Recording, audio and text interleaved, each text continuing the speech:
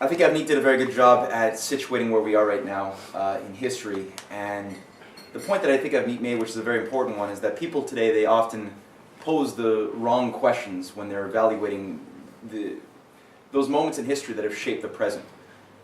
For example, in much of the TV footage and things that we're seeing in the media over the last few weeks, building up to the 50th anniversary of John F. Kennedy, there's been the repeating question of who killed John F. Kennedy. And you've got theory after theory after theory of Texas oilmen, more usually defensive lone gunmen, and all sorts of things that get really, really wacky, and you start wondering why more people aren't walking around with tinfoil hats on. And what you start sensing is that nobody's posing the real question, which is before we ask the question, who killed John F. Kennedy? It's much more valuable to ask, why was John F. Kennedy killed? And usually when one trains their mind to investigate history as a process instead of a collection of things, of events on a timeline that just happened, one starts actually answering the deeper questions of causality. Because history is not something which happened. History is something, as most of you here have begun to realize, history is something which is happening. History is a process that we're living in. Like right now, this is history. And so people often are trained in school and just in the general materialistic society that we're conditioned to adapt to, that the universe is made up of a collection of things in space that just happen in linear time. And that history is a study of things that have already happened. So, you could get people say, oh, John F. Kennedy, I'm not interested in that. I like, name a fetish, right? I like Pokemon. What? Name something of interest, like, I don't like this, I like Lady Gaga. I have my interest in trees, I don't like, and they don't realize that what occurred in history has been based on a battle of ideas, that there are conceptions that have been at odds with each other that go back a very long time, to the point that for thousands of years, in written record and most likely long before that, there have been conceptions that have defined mankind as something not all that different from an animal, another cow on the plantation. And so, for those who define mankind by his material characteristics, well, just like a cow, there's a certain necessity to establish order by lying to the masses, by keeping the masses in a state of stupor, conditioned to be very obsessed over their pleasures, avoiding their fears, like any animal would be. The opposing view, which we've seen historically, has expressed itself in the form of Renaissance thinkers who rediscovered Plato, who were motivated by the concept that mankind isn't just his material qualities, but rather our minds, that this immaterial aspect that allows for us to shape concepts of who we are, of what the universe is, the principles that shape the behavior of the universe. That's what defines mankind as man. And the joy and the emotions that we get when we advance on our understanding of the universe, that when we share ideas, when we fight to free people from the bonds of mental servitude, this type of quality is really what makes a human and not simply a monkey or a cow. And this is what motivated the founding fathers of America. And in our best experiences, this has been everything that the oligarchy has been ravenously afraid of and motivated to destroy by obscuring the truth and keeping people convinced that there's no point in asking the question why, because there's infinite amounts of answers to a question. There's no answer to anything as causal. So don't even ask the question. Just get by, get a job, get some money, feel good, but don't try to move your mind into places that are too metaphysical or too obscure. And so we're not going to do that. We're actually going to ask the question why. We're going to be a little bold here, as LaRouche has been bold for 50 years.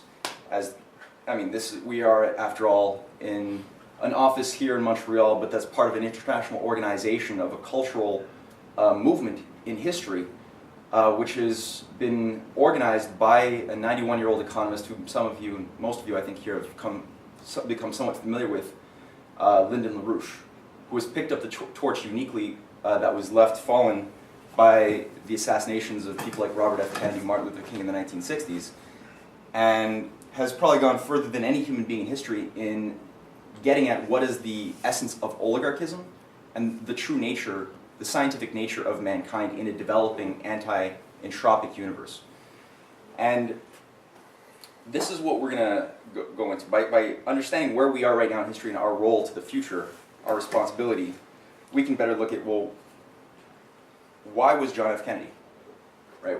What role did John F. Kennedy play in history, and how did he see himself in a higher process?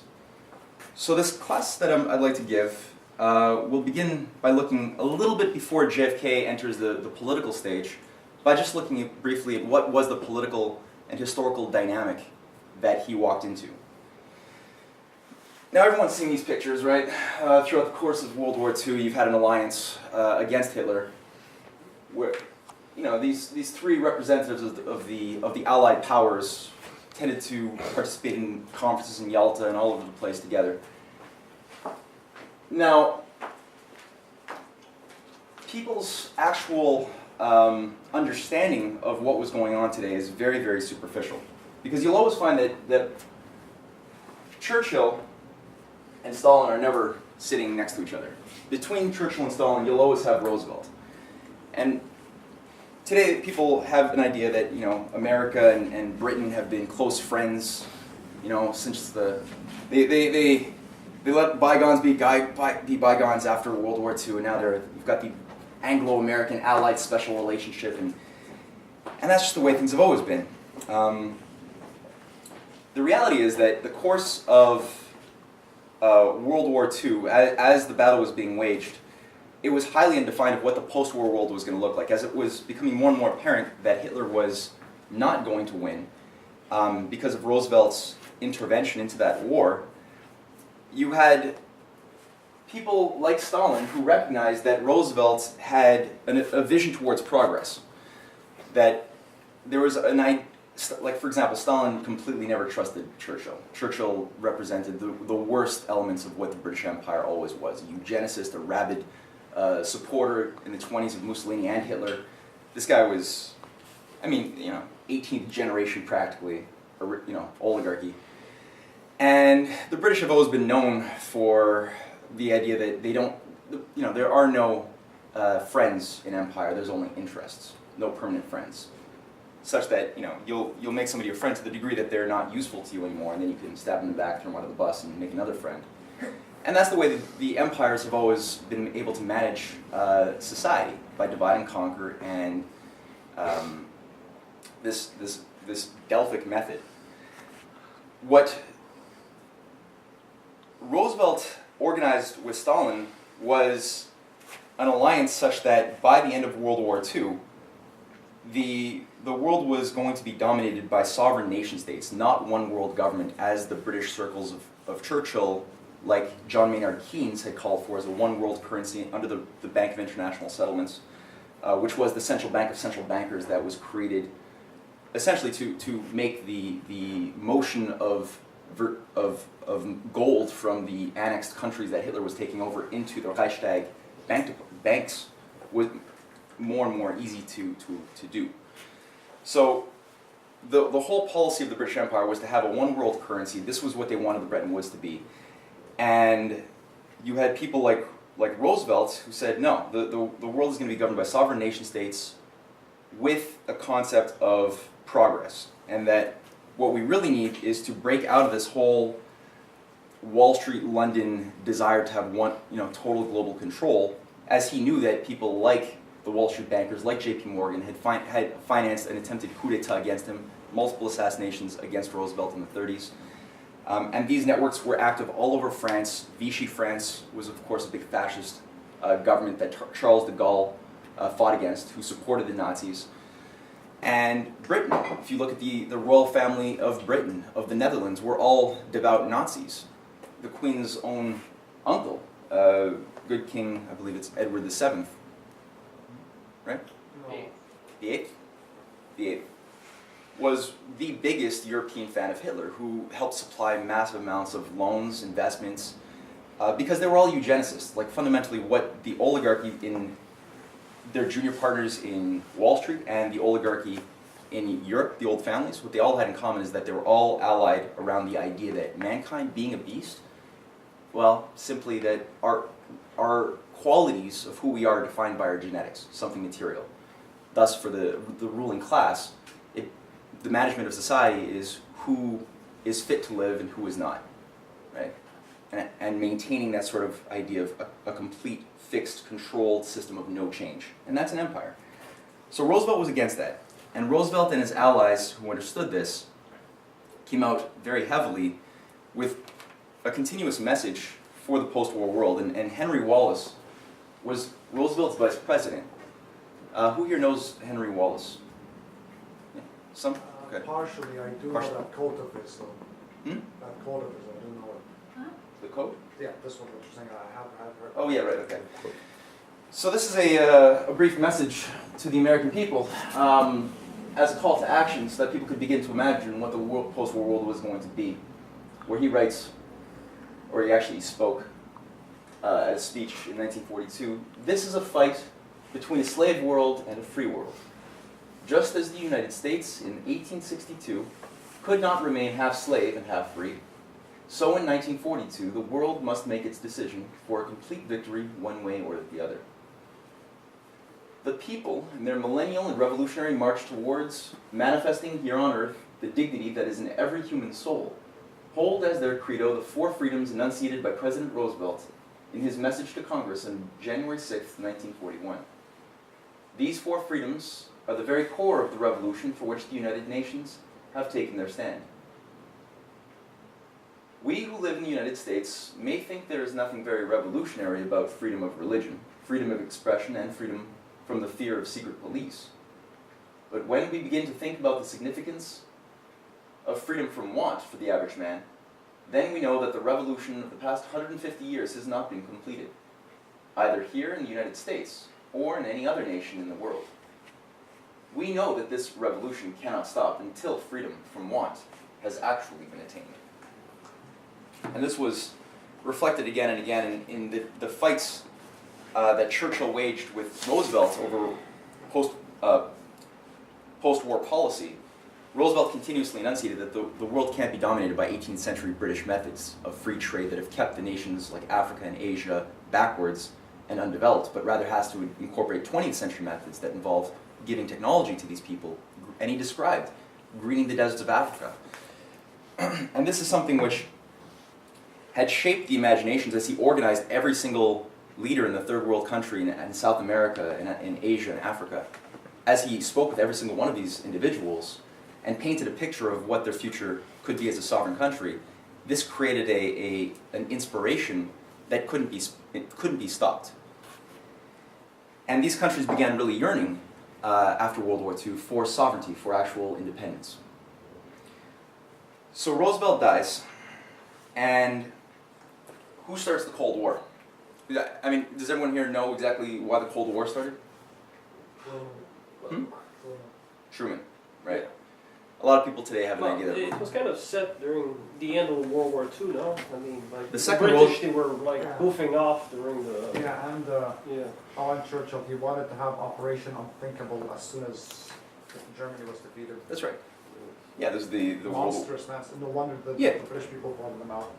So this is the thing, right? What you had was the Roosevelt-Churchill alliance, the policy that Henry Wallace had planned with China to get rid of the feudal system in China by working with Ho Chi Minh, with Chiang Kai-shek, sorry, that's Vietnam, in order to bring about an industrial, advanced, science-based society where feudalism would no longer be accepted.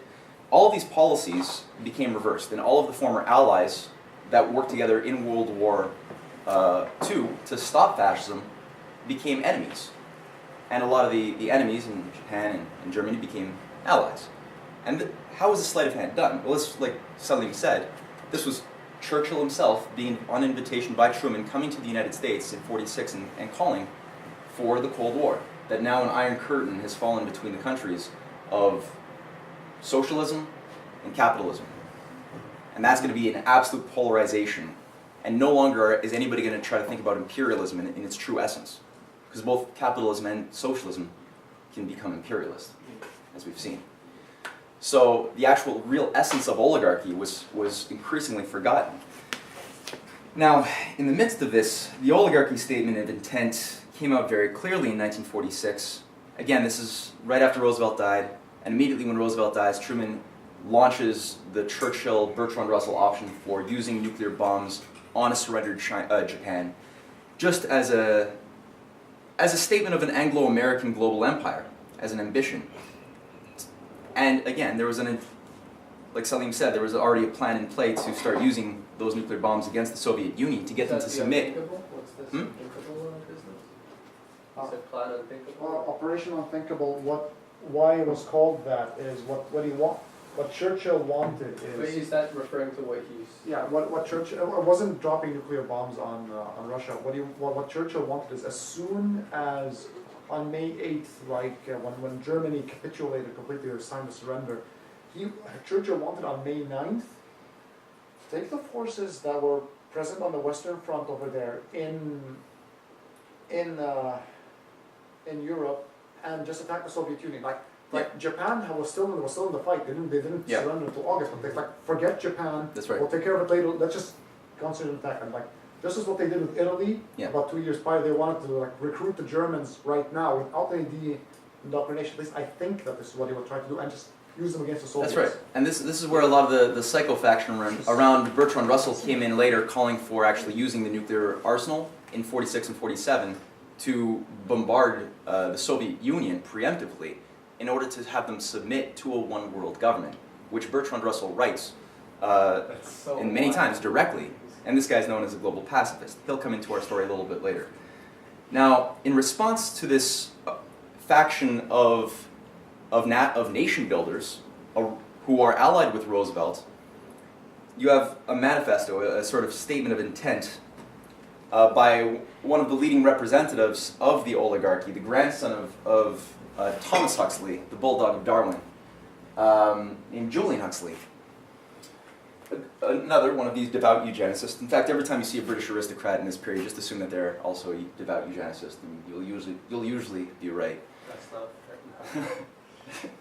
not Who writes in the founding document of the United Nations Education, Science, and Cultural Organization in 1946. In its founding document, he writes, "Political unification in some sort of world government will be required, even though any radical eugenic policy will be for many years politically and psychologically impossible. It will be important for UNESCO to see that the eugenic problem is examined with the greatest care, and that the public mind is informed of the issues at stake, so that much that is now unthinkable may at least become thinkable." I know, it's crazy, man. I know, I've seen this quote many times. Mhm. It's official. Exactly.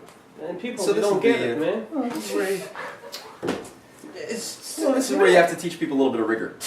But here's the thing, right? Because why is it unthinkable? Because Hitler lost the war and people began to realize what the consequences of eugenics were. Even though you were studying this stuff in McGill College and all of the highest level universities for decades in the West and Europe as well, you could actually study, just like you can study climate scientists and try to wage war against industrial civilization and carbon dioxide today, the same way you can get at one of those degrees. So then could you get a PhD in eugenics and start promoting science of purification of global society from the unfavored races? So why was this unthinkable? Because, yeah, again, when Hitler lost, people began to realize, okay, there are social and political consequences to these doctrines. They're not just scientific objective theories. And so he's saying we have to prepare the mind of society who just stopped fascism and who was inspired by progress to accept something which is unthinkable. So, in this world, now you have the complete polarization, nations hungry for progress and for a real chance at dignity and defining their own destiny for once. And you have all of these new countries which are being told to pick a side. Soviet bloc, or capitalist. Which extreme are you going to pick? Right? And so, JFK is now entering onto the scene where, again, just to point out, the shadow government in this period has created essentially a police state in the United States. The U.S. has become, under McCarthyism, under the J. Edgar Hoover control of the FBI, the U.S. has become essentially a police state. People are snitching on their neighbors, everyone's a communist, and everybody who was, like Henry Wallace, working with Roosevelt becomes labeled a Soviet agent and is expelled from any position of authority in academia, in military, in politics, in intelligence circles, in the OSS. And from the OSS, which was filled with real patriots, you have now the creation of the CIA in 1945. And this is what JFK has to deal with as insane imperial wars like the Korean War have already been underway, and a lot of the greatest patriots have been thrown out of authoritative positions. So JFK now enters, and we're going to play a brief 4-minute clip of a speech that JFK had given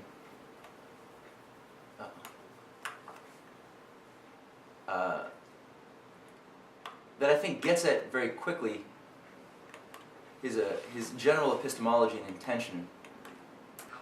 What kind of a peace do I mean, and what kind of a peace do we seek? None of Sorry, I'm just going to plug in the speakers here. You walked on it. John F. Kennedy didn't adhere to the idea of a polarized left versus right world, or one that was sitting on the brink of nuclear war. And his entire presidency was filled with an intention to apply principles of change that would break society out of this insane neurotic disorder of each against all, of a world divided amongst parts, and introduce a principle that's based on the common good, of the general welfare. And this brief clip, I think, gets at his statement of intent versus that of the Huxleys. The kind of peace that makes life on earth worth living, the kind that enables men and nations to grow and to hope and build a better life for their children. Not merely peace for Americans, but peace for all men and women. Not merely peace in our time, but peace in all time. And every graduate of this school, every thoughtful citizen who despairs of war and wishes to bring peace should begin by looking inward, by examining his own attitude towards the possibilities of peace, towards the Soviet Union, towards the course of the Cold War, and towards freedom and peace here at home. First, examine our attitude towards peace itself. Too many of us think it is impossible. Too many think it is unreal. But that is a dangerous, defeatist belief. It leads to the conclusion that war is inevitable, that mankind is doomed, that we are gripped by forces we cannot control. We need not accept that view. Our problems are man-made, therefore they can be solved by man, and man can be as big as he wants. No problem of human destiny is beyond human beings. Man's reason and spirit have often solved the seemingly unsolvable, and we believe they can do it again. I am not referring to the absolute, infinite concept of universal peace and goodwill, of which some fantasies and fanatics dream. I do not deny the value of hopes and dreams, but we merely invite discouragement and incredulity by making that our only and immediate goal. Let us focus instead on a more practical, more attainable peace, based not on a sudden revolution in human nature, but on a gradual evolution in human institutions, on a series of concrete actions and effective agreements which are in the interests of all concerned. There is no single simple key to this peace, no grand or magic formula to be adopted by one or two powers. Genuine peace must be the product of many nations, the sum of many acts. It must be dynamic, not static, changing to meet the challenge of each new generation. For peace is a process, a way of solving problems. The United States, as the world knows, will never start a war. We do not want a war. We do not now expect a war. This generation of Americans has already had enough, more than enough, of war and hate and oppression.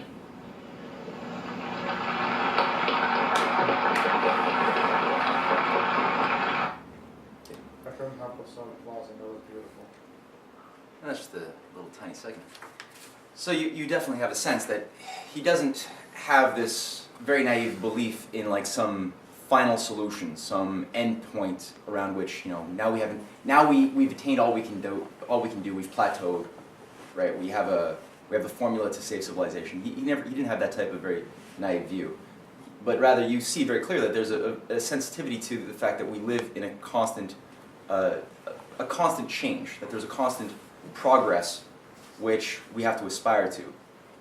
And in this way, your creativity, your ability to solve problems, if you have this idea in your mind that there's no end point to civilization, your ability to solve problems is going to be very, very much more enhanced than anybody who has an otherwise, what's otherwise called an entropic idea of the universe, that the universe is fundamentally reaching some sort of an equilibrium, right? That mankind, with his relationship to nature, is centered around some equilibrium of no change, which is natural, and civilization, which causes change, is unnatural. And these types of ideas have become very popular in our society. Right? That civilization is unnatural, is bad because we cause change too much. We're overpopulated. We consume too much. All these crazy things that people like JFK never would have submitted to. And as he was running in his presidential campaign of 1960, it was a very, very active year in the world. You had 13 African countries declare independence from France.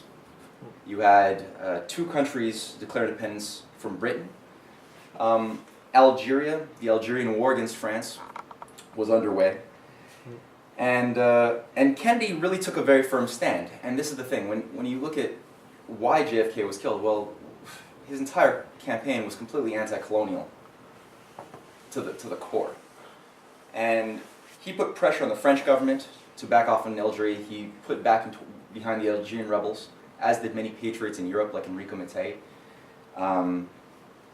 He put pressure on Portugal, on the fascist government there, to back off of its territorial possessions of Angola and Mozambique. And the idea of like also Nigeria and Somalia, he also put a lot of backing there as well. And JFK made a lot of admired friends in the developing world, who saw that, just like Roosevelt, he meant business. He wasn't just trying to get at their minerals or anything. Slideshow, sorry. This is from Second one, Current the Leg. second one. From press level. And JFK comes out. Avni, would you care to read a quick quote by JFK at Stanford University in 1960? Call it nationalism, call it anti-colonialism. Africa is going through a revolution. Africans want a higher standard of living. 75% of the population now lives by subsistence agriculture. They want an opportunity to manage and benefit directly from the resources in, on, and under their land. The African peoples believe that the science, technology, and education available in the modern world can overcome their struggle for existence, that their poverty, squalor, ignorance, and disease can be conquered. The balance of power is shifting into the hands of the 2/3 of the world's people who want to share what the 1/3 has already taken for granted. So this is a period ripe with potential, again. At this point, you have John F. Kennedy building strong relationships with Patrice Lumumba of the Congo. Of this fellow here is Ghana's first president, Nkrumah. Over there is a dam that JFK helped sponsor called the Akosombo Dam in the Volta River, which actually has a plaque right next to it dedicated to John F. Kennedy. Because unlike the imperialists who simply wanted to give African countries, they couldn't deny that the developing countries had too much momentum behind them. They were going to get independence one way or the other. The European oligarchy had the intention simply of giving them nominal independence, name only, but prevent them from actually having the means to control their own economic destiny, from controlling their own, like JFK was saying, the bounty on their own land and under their own land, or to have their own national banking systems. These things were not permissible under the logic of empire, who still wanted to maintain the controls and the levers of the system. So, people like Nkrumah, people also like Sekou Touré of Guinea, who built a strong relationship with JFK. JFK actually sent ambassadors to every single African country and told them explicitly to ignore all CIA intimidation, all European intrigues. He basically said that you are running the show here. You obey American national policy, me, and none of these other interests. It wasn't just Africa either. You had India. He built up a great relationship with Jawaharlal Nehru of India. Did I pronounce that badly? Yeah? How badly did I pronounce it? Jawaharlal Nehru. That was very Yes, close. I I know. think I was very close. Okay. Who helped build the most advanced steel industry in India. Indonesia had a president at the time named President Sukarno, who immediately latched on to JFK's offers to help industrialize and build nuclear power. And President Diem of Vietnam as well had a nuclear reactor produced by John F. Kennedy, or John F. Kennedy's assistants. Egypt's Nasser basically was very happy to see JFK reverse the policies of John Foster Dulles and Allen Dulles, who under Eisenhower had helped promote the British line of, this whole Suez Canal crisis that the British started. Though Eisenhower thwarted it, the Dulles brothers were always trying to inflame the situation. And when Kennedy came in, he completely reversed it and gave Nasser his backing. So, you have also South America, and the idea around Vietnam, when I mentioned President Diem of South Vietnam, well, JFK had understood that the colonial policy wasn't just about keeping nations underdeveloped, but getting America to go into insane and unnecessary wars and get these countries to break up and to have secessionist movements so that they would have civil wars. And you had this in a variety of countries all over Africa, all over. Vietnam was a case study of that. President Diem had his big problems, but he did support JFK's approach, which was don't go into Vietnam. JFK listened to Eisenhower, he listened to MacArthur, he listened to de Gaulle, who all had experience fighting these types of wars in Asia, and they all said don't do it. Don't listen to these psychotic generals who are all completely gung-ho. And JFK had already had some experience with the Bay of Pigs. As soon as he walked in, his presidency was almost sabotaged by the fact that Allen Dulles had gotten. Everybody here is familiar with the Bay of Pigs? Mm-hmm. Yeah? Yeah. But So, who's Allen Dulles? No. Allen Dulles was the head of the CIA. Oh, okay. And he had set a ball in motion to get all of these expatriates from Cuba. Operation Gladio? No, the Bay of Pigs Yes. was involved with taking these exiled Cuban exiles and send them to take over or to attack Castro, send it to Cuba, and he promised them all American military backing. Okay. And that was in 1960. Okay. 61. This almost became the Vietnam before, right? This actually was almost the war that would have created World War III. But JFK was smart in a certain way. He pulled off. He didn't allow the American military to go in. It was an embarrassment for him nonetheless, but it did give him a sense of the pedigree of the CIA, of these different psychos in his own administration. Mm-hmm. And when it came down to Vietnam, he was absolutely against going in there, and even passed a resolution called National Security Action Memorandum 263, calling for the removal of any advisors from Vietnam.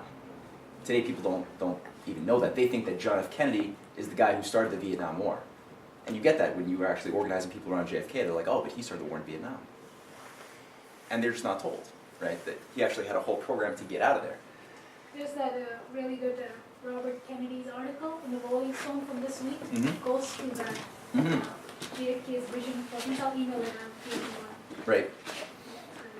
And yeah, so JFK understood that it's not through going and blowing the hell out of a country that you're going to get anywhere, but you got to provide them progress.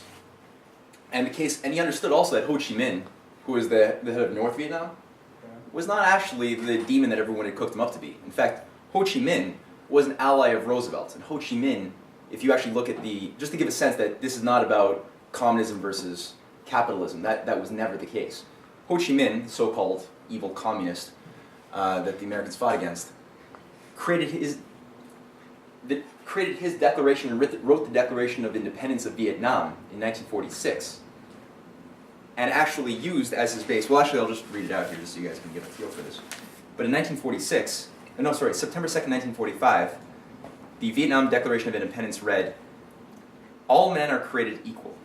They are endowed by their Creator with certain unalienable rights. Among these are life, liberty, and the pursuit of happiness.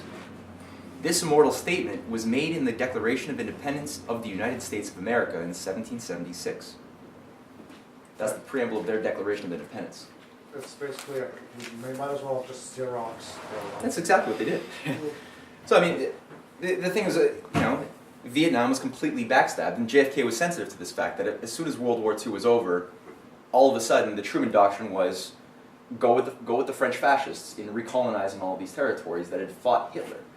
And so the partitioning took place, and the war was set up.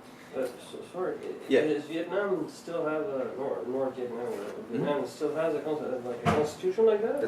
That's its constitution. Right now? Yeah. Okay. Yeah. And, so with this idea of progress, of offering nuclear power to South Vietnam, of going for a military avoidance strategy, but also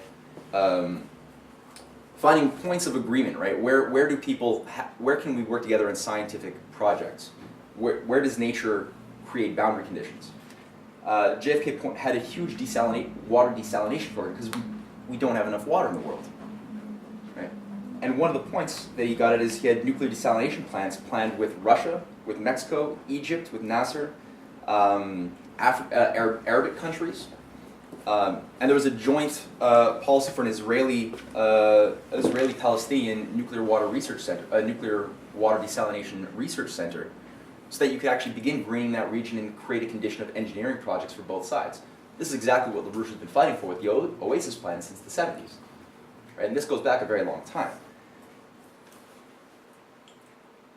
And JFK in '56 was very clear on this, that this was that he understood that our new discoveries into what matter is would unlock all of the keys, not just of overcoming our problems, but of opening up the keys to human curiosity, to giving people a chance to look beyond their limits. And the atom was, and still is, the necessary direction if we're actually going to get out of this imperial system. And he writes, or he actually spoke in a speech in '56, that a Middle Eastern nuclear center similar to the Asian nuclear center already proposed, which could bring untold benefits in energy utilization to former deserts and wasteland. These projects would be developed and administered under the auspices and control of the nations in the region. The benefits would be mutual.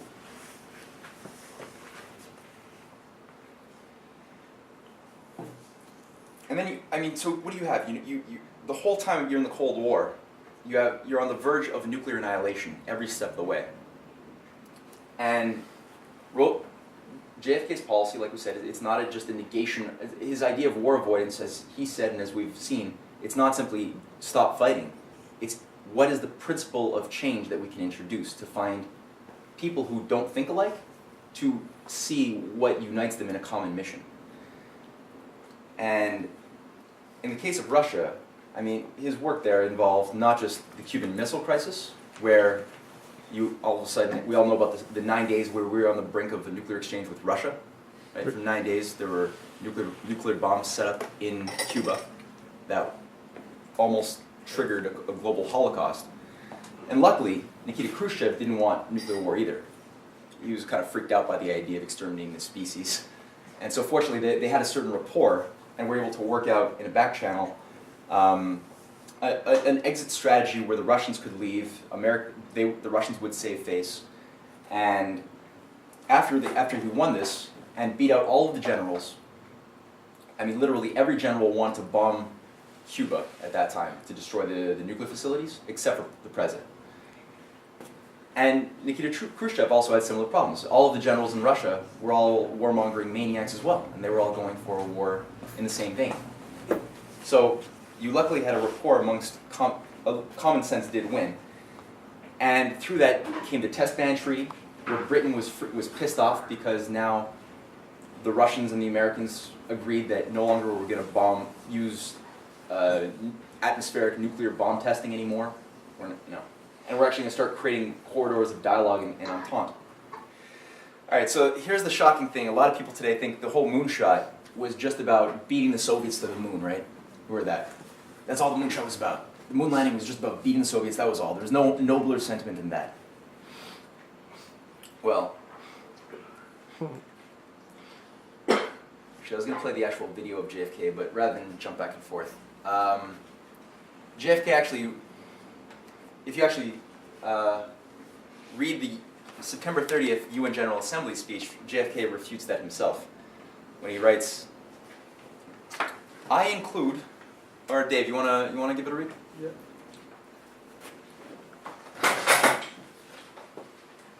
I include among these possibilities for great power cooperation a joint expedition to the moon. Why should man's first flight to the moon be a matter of national competition? Why should the United States and the Soviet Union become involved in immense duplications of research, construction, and expenditure? Surely we should explore whether the scientists and astronauts of our two countries, indeed of all the world, cannot work together in the conquest of space, sending someday in this decade to the moon not the representatives of a single nation, but representatives of all our countries. Mm-hmm. Right, so the real path to peace is not an absence of war. It's really a question of what is the future, right? How can we actually introduce a state of something better in discovering something that we don't yet know about the future? And he made multiple propositions to the Soviets, and sadly it wasn't accepted. But the statement of intent, I think, is very, very solid. And even today, when you think about, well, what is the current policy of Lyndon LaRouche, of LaRouche's allies in Russia regarding the current danger of a nuclear war threat? It's essentially this, right? What is the common threat we have outside of the oligarchy? Well, the biggest thing we have to deal with is what is the universe throwing at us? Well, big giant rocks periodically strike the Earth. Well, the animals can't get out of that. They don't have the minds to actually have a NASA. So this is the point that we have to have. This is the only chance mankind has to have that type of dialogue regarding how can we use our joint technologies in something which will have a mutually beneficial outcome for all involved on the Earth. And will also force the unleashing of a lot of creativity. On science policy in general, I mean, not to go into any detail here, but in terms of approaching this idea of shortage, JFK's water policy, because I mean, when you're dealing with the management of society, where society is going, the future always has scarcity. If you don't have new technologies and new discoveries introduced to get you liberated from reliance upon, boring, low-grade qualities of energy or resources. There's a reason why we don't necessarily burn wood to stay warm anymore in the developed world, right? Because we've made creative revolutions into better forms of energy-dense material, which today have put us onto the path of thorium and deuterium and tritium. This is something we already should have had a long time ago, and we can go into that a bit more, but the point is that water shortages were very well known by John F. Kennedy as something which had to be dealt with. There's a limited amount of space on the Earth. The Earth is only so big, you can't deny that. There's only so much coal and oil. So his policy involved, on the water point, a bold policy. I mean, we have a whole video called The WAPA 1964, which goes into how all of JFK's organizing in the last months of his life involved getting people to think about the continental management of water and energy resources in the Americas and beyond. But the North American Water and Power Alliance was something which was being produced in his day by his allies, and that he was moving directly into building, and his brother was directly signed on to this. The idea of massive water desalination, because how else are you going to get water? You can either move it from where there's not much of it, or where there's too much of it, to where there's not much of it, but a lot of people. And that's Nawapa. You can get it by desalinating lots of it that's in the oceans, right? And this is involved with his water resource council that he proposed, which by 1970 was going to have 150 million gallons per day of fresh water produced from the oceans. And by 1975, it was going to be up to 800 million gallons per day. And a lot of energy. I mean, the amount of energy that would have required to separate the salt from the fresh water, so that you can start doing things that involve producing more food instead of trying to cut back on our water usage like we're doing in the continent today. You could be having a hell of a lot more. This involved massive nuclear energy. And his energy policy called for, I mean, literally by the 1980s, the entire United States should have been already a nuclear-based society. Now, this was not permitted to happen. Luke, you're off. You're mute again.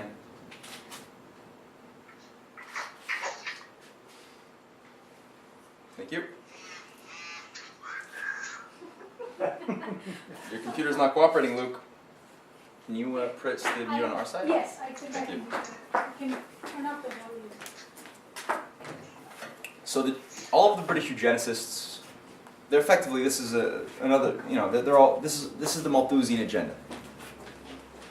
And JFK is explicitly anti-Malthusian in his approach to resource scarcity, because your two choices when you have a scarcity is either to adapt to the scarcity, right? If there's too little food, well, kill some people, right? That's the current policy of the IMF towards Africa, or of Obama towards the United States. This is the current policy of Harper towards Canadians. It's adapt to scarcity. Or you can introduce discoveries and overcome the scarcity by getting onto better forms of scientific discoveries, better forms of resources that we don't know yet. But that's the other approach if you're a human. Yeah. So the root of the first one is Malthusianism. And in an address at the anniversary convocation of the National Academy of Sciences on October 22nd, 63, maybe JP, would you like to read this? JFK refutes Malthus, October 22nd, 1963. Malthus argued a century and a half ago that man, by using up all his available resources, would forever press on the limits of subsistence, thus condemning humanity to an indefinite future of misery and poverty. We can now begin to hope, and I believe know that Malthus was expressing not a law of nature, but merely the limitation, then, on scientific and social wisdom. The truth or falsity of Malthus's prediction will depend now, with the tools we have, on our own actions. The earth can be an abundant mother to all. Can you move, Matt? The earth can be an abundant mother to all the people that will be born in the coming years. Abundance depends now on the application of the sound biological analysis of the problems of agriculture, and the long-term answer to inadequate food production, which brings misery with it, must lie in new research and new experimentation, and the successful use of new knowledge will require close collaboration with other nations. Mm-hmm. So that's pretty strong. That's, So you... just saying that I've heard dozens of Malthusian type things. According to some people in like 1910 or something, the world was not supposed to have bread after 1950, but I think that's what I had for lunch. Yeah, right. Yeah. No, because Malthus denies, like every imperialist, that man has a creative spark. And if that's the case, and we're just the sum of our flesh, then sure. The limits that we had when he wrote this in 1791 were maybe 1 million people on the earth, and that should be just the fixed way that it always would be. So the very fact that mankind progresses is a refutation of Malthusianism, even though it's the base of the current green environmentalist movement. Now, how is he going to actually carry out and finance a lot of these larger programs that involved massive space exploration, helping the development of third world countries, and massively investing in upgrading the US economy? Well, there's a direct, JFK began his career after the Bay of Pigs by firing the Anglophile psycho Allen Dulles directly, and 2 other directors of the CIA. I don't know if that's something that, I guess most people do, maybe they hear that as a factoid, but that's big. The other 2 were Richard Bissell, who was a Harriman banking interest fellow who actually got to start in Wall Street, and Charles Gabel, who was the brother of the mayor of Dallas.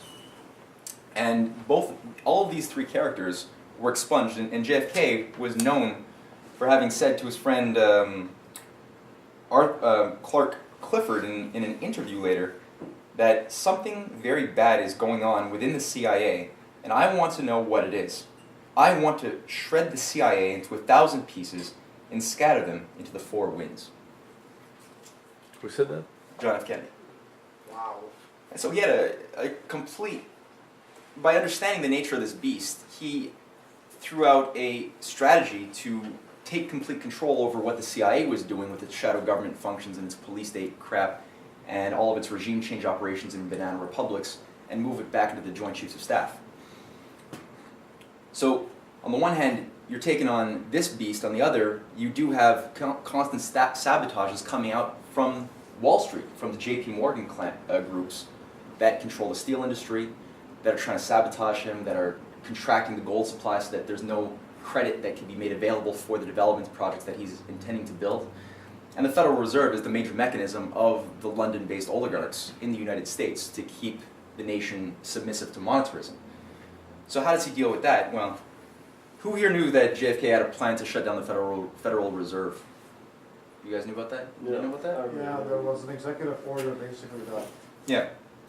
Yeah, so it was actually Executive Order 11110 Something like that he issued on June 4th, 1963, to completely just give the U.S. Treasury the power over issuing notes for the financing and the credit necessary to develop the country's needs.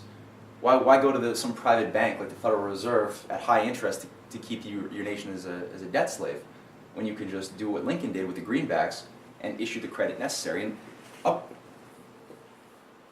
up until 4 months after his assassination, $4.3 billion of these silverback treasury notes were brought into circulation and used to finance the advancement of things like NASA, of the moon landing and beyond. 4 months after he died, though, these things were discontinued. Though the law still remains to use that, it's never been taken away. However, nobody had the balls to actually shut down the Fed and apply this law, once again, like JFK had done. Though with Glass-Steagall, that's the quickest way of getting at that. Because as soon as you pass Glass-Steagall, you immediately are forced to admit that you're forced to demonstrate that the entirety of the Federal Reserve's asset books are worthless. It's bankrupt. And by admitting that, you can now shut it down and get an actual national bank through the Treasury that JFK was fighting for. So he made a lot of enemies. And he actually, this is a fun little quote, where he writes, he spoke 7 days before his assassination, that there's a plot in this country to enslave every man, woman, and child. Before I leave this high and noble office, I intend to expose that plot. Now, that's amazing. I've never seen that quote before. I don't know why that's not quoted more, but we should have a sign with that. I agree. For all those people who say we don't believe in conspiracies, it's easy enough to blow that apart. So the thing, it immediately gets fishy, right? Because who, right after JFK is assassinated, is in charge of the commission to investigate the causes of his death? Well, it's the very guy who headed the CIA, who JFK fired for being a traitor, Allen Dulles. So JFK's arch enemy in the shadow government becomes the guy who heads up the committee to investigate his assassination. As if that's not shady. People say that this is where you get very, very uncreative brainwashed people who say, "Oh, this sounds like a conspiracy theory," as if that's essentially become. People have been programmed to treat that as a bad word, almost. Yeah, even It's though like oh, you're a leper. Sorry, I don't want. it is a conspiracy because So- there's more than one person involved in the thing that, by definition, that makes it a conspiracy. That's right, and that's the whole sick joke of this thing is that when you actually look at anybody who's been involved in the U.S. government who's been worth anything today or in the past, they all knew and said openly on various occasions that this was a CIA operation, that there was a higher conspiracy to do this, and a simple glancing at the facts is adequate to convince any honest truth seeker that this is the case. The danger today, though, is that being in a very we're in the information society, right? And I'm saying all this as a bit of a disclaimer for what we're about to go into, because people today are very obsessed with information. Show me your information, and then maybe I'll come to a judgment on something. As if the information itself is enough to carry with it the wisdom to say, I will judge something as being right or wrong. It's true that you need information, but in the case of JFK, I mean, for example, every single discrepancy, and there's a lot of discrepancies with the Warren Commission report, which Alan Dulles headed up. There's things that, when you actually look at the data, the information, and you look at the idea of a lone gunman shooting from a building way behind JFK, right, in a book depository, there's no way that explanation of a lone gunman and the actual information could ever work. It doesn't work. And it ignores the complete political context of what JFK was doing, who he was fighting against, which structures and forces were operational. It completely ignores all of that. So it's an apolitical, it's an operation. And people like, if you want to look at other conspiracy theorists, well, you need only look at people like Robert F. Kennedy Jr. and his father, Robert Kennedy Jr., who both wrote and believed that the CIA, J. Edgar Hoover, were part of a broader conspiracy to kill John F. Kennedy. Robert F. Kennedy was cited by Avenit in the briefing today, having written a whole expose on this just this week. And another guy would be Lyndon Johnson, right? The very president who took over the reins from John F. Kennedy, said in an interview later on that he was afraid the entire time that he was in there that he had the same the same bullets that shot JFK aimed at the back of his neck the entire time. And he even said that there's an assassination cabal being run by the CIA in the last interview before he died. So, Yeah, sit down. yeah, I can send you anybody who wants any of these sources, I'll send them out by email. Yeah, I heard about that one from them. I was actually about to say it. My God. Mm-hmm. Yeah, he said, I know there's something, but I can't put my finger on it. Like, I know there's this. Look, he was too afraid. capacity. He was too afraid to just go outside and say, yeah, they shot Kennedy. I'm sorry. Well, he did say in his last interview that he believes it was the CIA running an operation from the Caribbeans, but we can go into that as a little bit later. The point that the disclaimer I'm trying to make is that I'm going to go through some things in a cursory way, which could lead one into a storm of detail and lose sight of the big whole picture, which is really what we want to keep our minds on, right? And this is always the danger when you're approaching something like this, because it does get somewhat fact-heavy sometimes. So I'm not going to, we could save some of this for the discussion. We have a lot of this material on the LaRouche PAC website. We have it published in our Canadian Patriot and our EIRs. So I'll say this right now is something we can go back to. But what I'm going to do is just produce some of the summary overview players, namely Jim Garrison, who was also a conspiracy theorist, but one, I mean, this guy was the district attorney of New Orleans, and up till today, he's the only guy who's actually had a jury trial for the conspiracy to kill John F. Kennedy, which began in 1967 and ended in 1969. And he's the district attorney of New Orleans from 62 to 73. Jim Garrison has been in contact with our organization in the 80s before he passed away, and has produced some very explosive material. But, I mean, the key that he focused on is the first blatant paradox, which is, I mean, if you actually had a lone gunman in a book depository shooting at Kennedy, who had been situated approximately right about there in Dallas, Texas, then not only would he have had to have shot through a bunch of trees that would have been completely in his way, blocking his field of vision, but it would have had to have accounted also for something that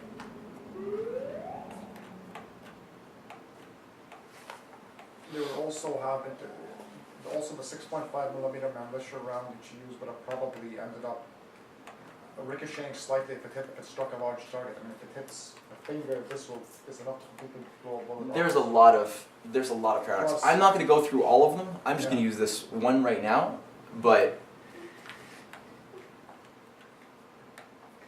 as soon as JFK was killed, this film, taken at the time of his death by a fellow named Zapruder, was purchased by one of the heads of Life magazine and subsequently locked away in a vault for several years, never to be seen by anybody, until Jim Garrison forced this thing to come out into the open. And what this thing shows you is, this is an irony. Keeping in mind, if this was one bullet can't see. from We can't behind, see here. Bullet. Oh. Yeah, but just keep this forward, like. Huh? I know. Alright, so just tell me if you see something fishy, based on the fact that the common story is what? One bullet from behind, in the back, through some trees, shot the guy from the back. Tell me if something is fishy.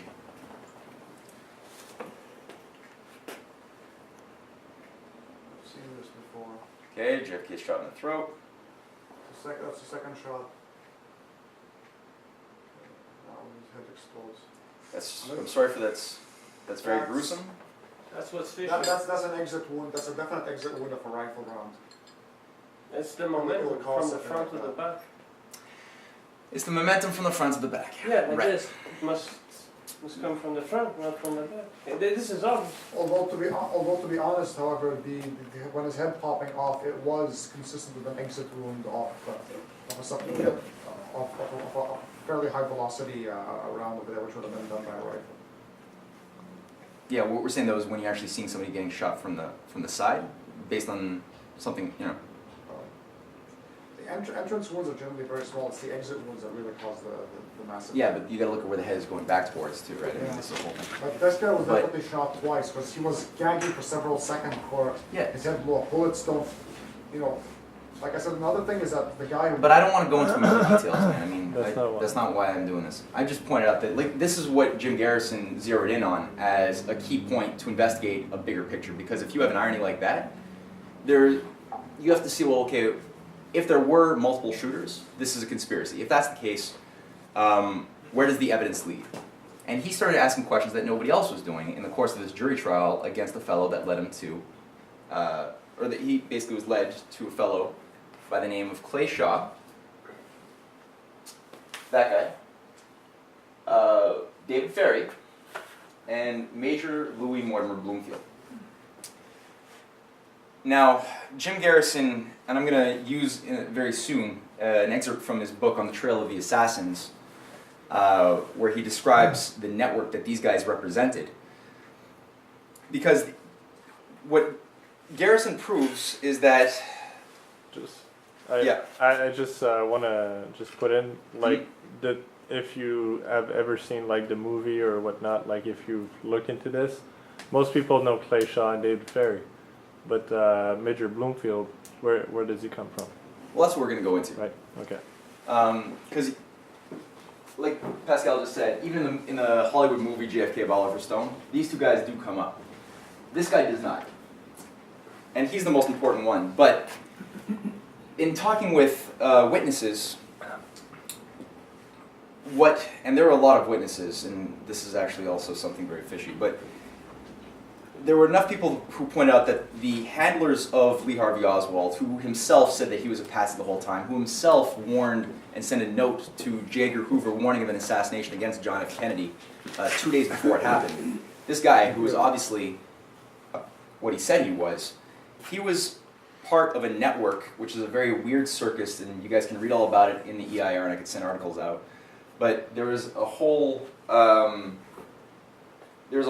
CIA nut house created in regards to overthrowing Castro and setting up insurgency operations there in New Orleans, which these guys were both parts of. Both of these guys worked for the CIA, and they were both handlers of Lee Harvey Oswald, who himself was an FBI informant and had a bunch of a very weird background. But and again, this gets really strange as you look into it, but the most important thing is these guys were handlers who were seen with Lee Harvey on multiple occasions, even getting him registered to vote, and setting it, well anyway. Clay Shaw is on the board of directors of Permindex Corporation. Not only that, but he's also on the board of directors of the World Trade Center. The World Trade Center. Sorry, just because Yeah. I think, what does Permindex stand for again? That's Permanent Industrial Expositions. Okay. Yeah. And it's sort of a subsidiary. These things both work together. They were founded by this guy, Major Louis Mortimer Bloomfield, who's also a board of director of both of these companies. And he owns 51% of the shares of Permindex at that time. And why does Jim Garrison zero in on these figures and specifically Permindex? Well, Permindex is it's an organization it's a very, very shady thing. Nobody can quite say exactly what it does or what the World Trade Center. They're effectively promoting industrial exhibitions and things like that. But what he proves is, and he goes to the fact that these things are banned from France. The Permindex, which had recently just set up shop, having been based in Montreal, Canada, it had then set up shop in Italy, in France, in Switzerland, and from all three of those countries, it had been banned in 1961 and 62. Why was it banned? Because President de Gaulle proved, with his special, he proved that the 13 assassination attempts, at that time there were only a couple, that were run against him, were being financed directly by Permindex.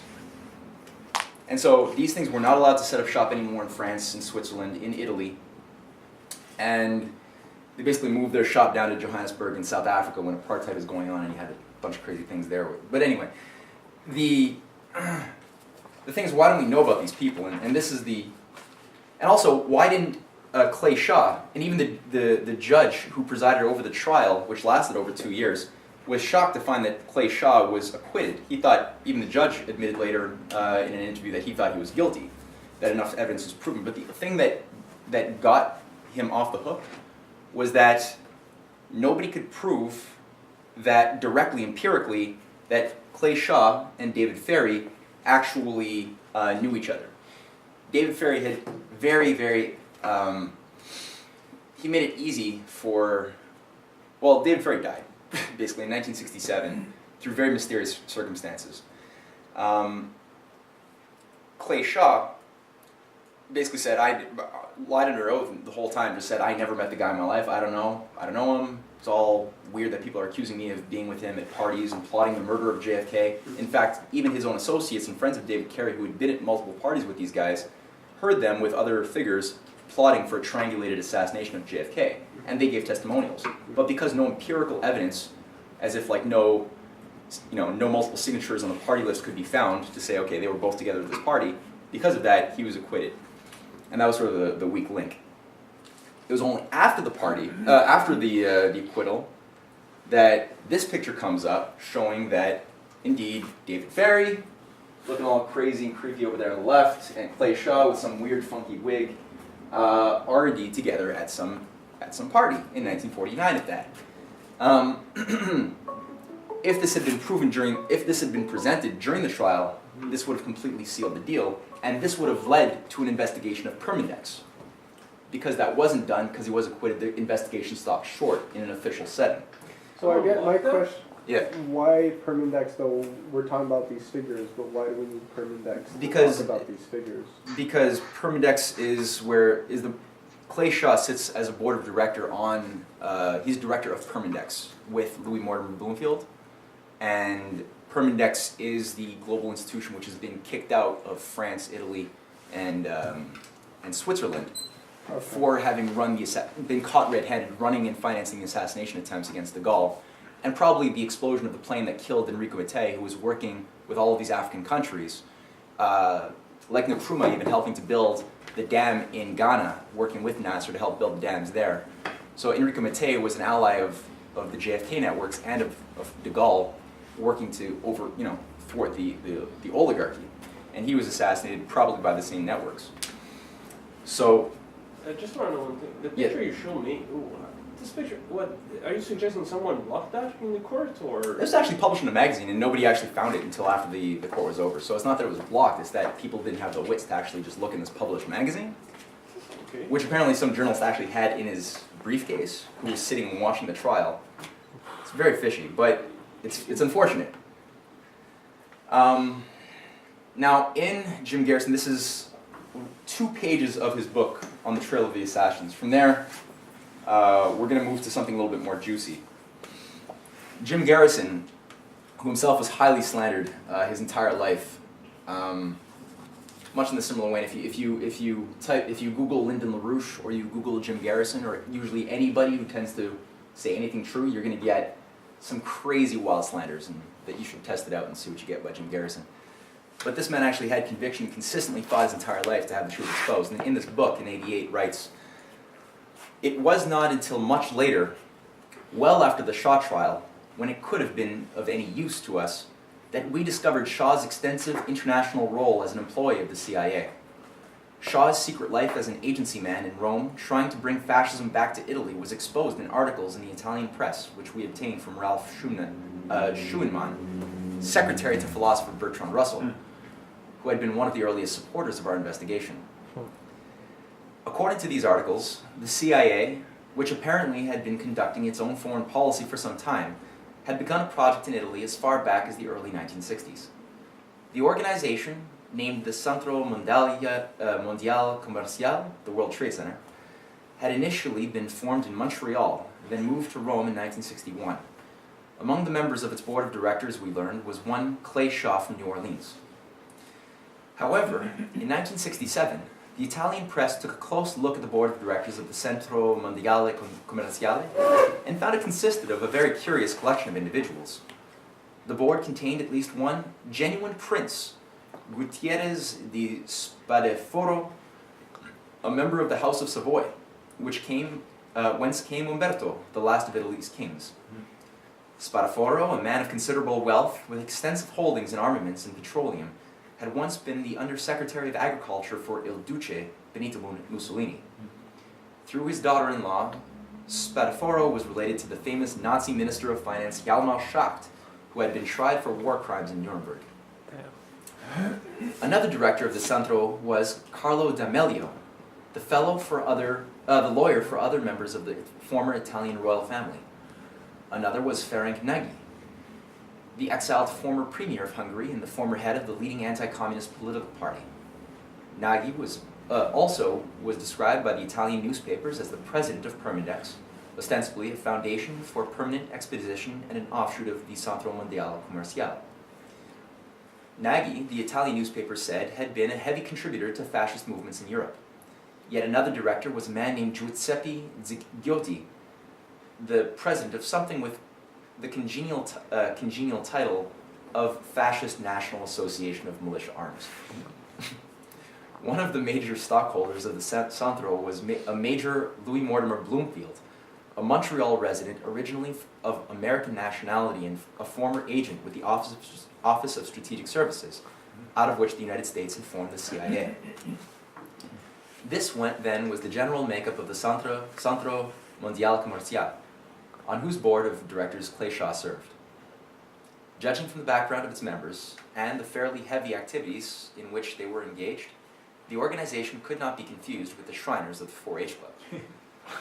What's that? Well, the Shriners is just a bunch of old guys with funny hats, fezzes. I don't know what the 4-H Club is, though, Bob? You know? Yeah, it's like farming, agricultural. Okay. The Centro was described in 1967 by writer Paris Flamond in The Kennedy Conspiracy as apparently representative of the paramilitary right in Europe, including Italian fascists, the American CIA, and similar interests. He described it as a shell of superficiality, composed of channels through which money flowed back and forth with no one knowing the source or the destination of these liquid assets. The Italian government had no problem distinguishing the organization from the Shriners and the 4-H Club. Before 1962 was out, it had expelled the Centro Mondiale Commerciale and its half-brother Permindex from Italy for subversive intelligence activity. Last page, I promise.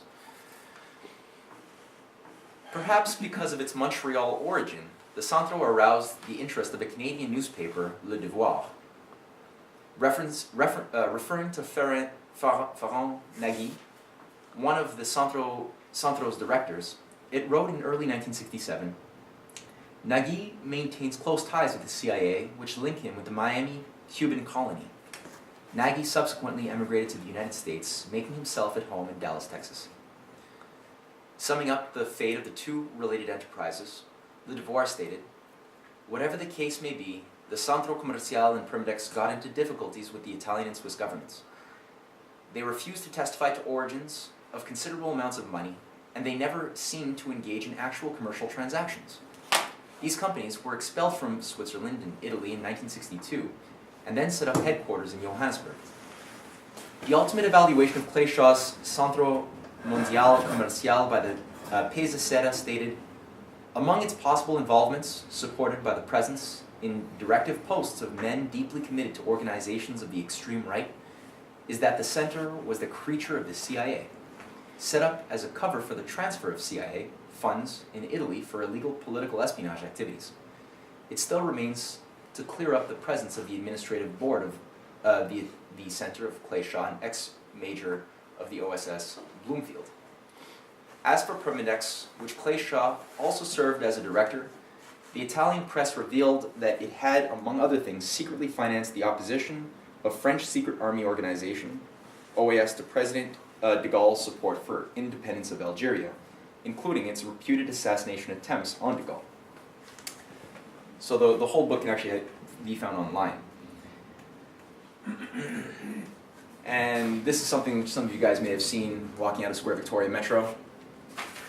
So, to this very day, the truth hasn't fully come out on what this thing actually is. However, this does lead us, when you start looking at the names and figures of the boards of directors in the European Primidex operation, and a lot of the royal connections that they have, because you'll find that a lot of these guys are either themselves royalty or themselves lawyers for royalty in their peons. Bloomfield himself was a major lawyer specifically for the Bronfman dynasty, which had been put there by the British Empire to create an entire drug culture and criminal syndicate underworld during Prohibition times that still today runs much of Canadian politics. The Privy Council is endowed with a Privy Councilor named Charles Bronfman. His son is one of Justin Trudeau's handlers, Stephen Bronfman. So what you have is a very, you're touching on the nerve of something big here, right? And Jim Garrison knew it. However, with our movement and our movement's continuous exposés of what the British oligarchy has been doing, which most other people have not exactly gone as far as we have in terms of causality, what you'll find is that there's a higher level to this, where many of these figures, well actually let's just say this, when JFK died, the effect on the culture drove people generally insane, and that's not an exaggeration. The psychological trauma that caused on the international community, as well as specifically Americans, was, I mean, this was more powerful than a lot of people imagine. The very creation of the World Wildlife Fund, the creation of the entire environmentalist movement, which is not at all based on saving nature. The founders of it, people like Prince Philip, Prince Bernhard, are renowned for hunting game of endangered species like white rhinos. So they don't really care themselves about conserving nature. In fact, most of the nature reserves that these guys have created over the years are used primarily to train paramilitary groups in Africa and South America and launder drugs. Yeah, So, they just want the public to be out of it and not have to see anything. yeah. So this could not have taken over the cultural imagination and political institutions if JFK had lived. And this is where you have a coming together of the death of JFK and these forces, because, well, the manifesto, even when you go to the World Wildlife Fund website, what they claim is as their self-professed manifesto that created the whole modern global environmentalist movement is called the Morgues Manifesto, co-authored by leading Privy Councilors, Max Nicholson being one, Julian Huxley being another, and representatives of the royal families. This manifesto clearly stated, and it was published in 1961, that all over the world today, vast numbers of fine and harmless wild creatures are losing their lives or their homes in an orgy of thoughtless and needless destruction. In the name of advancing civilization, they are being drowned by new dams or butchered in the course of political upheavals. There will be an international trust registered as a charity in Switzerland under a distinguished group of trustees closely linked with the International Union for Conservation of Nature and Natural Resources. This trust will administer funds raised on a worldwide basis by national appeals in different countries and by a high-level supporting club of leading citizens of many countries. These, in addition to contributing substantially in money, will form an active group of men of affairs actively interested in reconciling the twin claims of human material prosperity and the survival of the enduring values of wildlife within our developing civilization.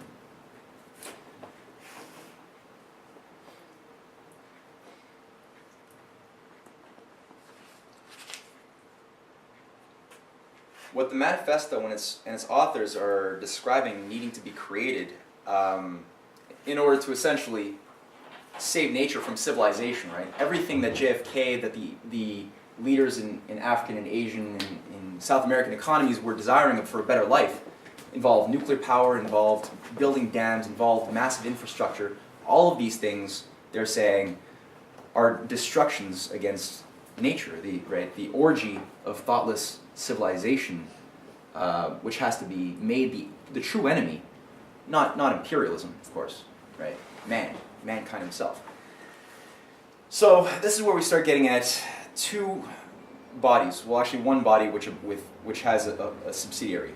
The World Wildlife Fund is created by Julian Huxley, Prince Philip, and Prince Bernhard as the founders in 1961. This thing doesn't have the revenue necessary to fully complete its functions that it wants to, do. So a few years later, you have the 1001 Club, upon whose, which essentially works as, and it's a self-professed financing mechanism for the World Wildlife Fund. So you have 1001 chosen men of distinguished affairs who all give $10,000 to become members of this club that's founded by Prince Bernhard and Prince Philip, who had also founded the World Wildlife Fund.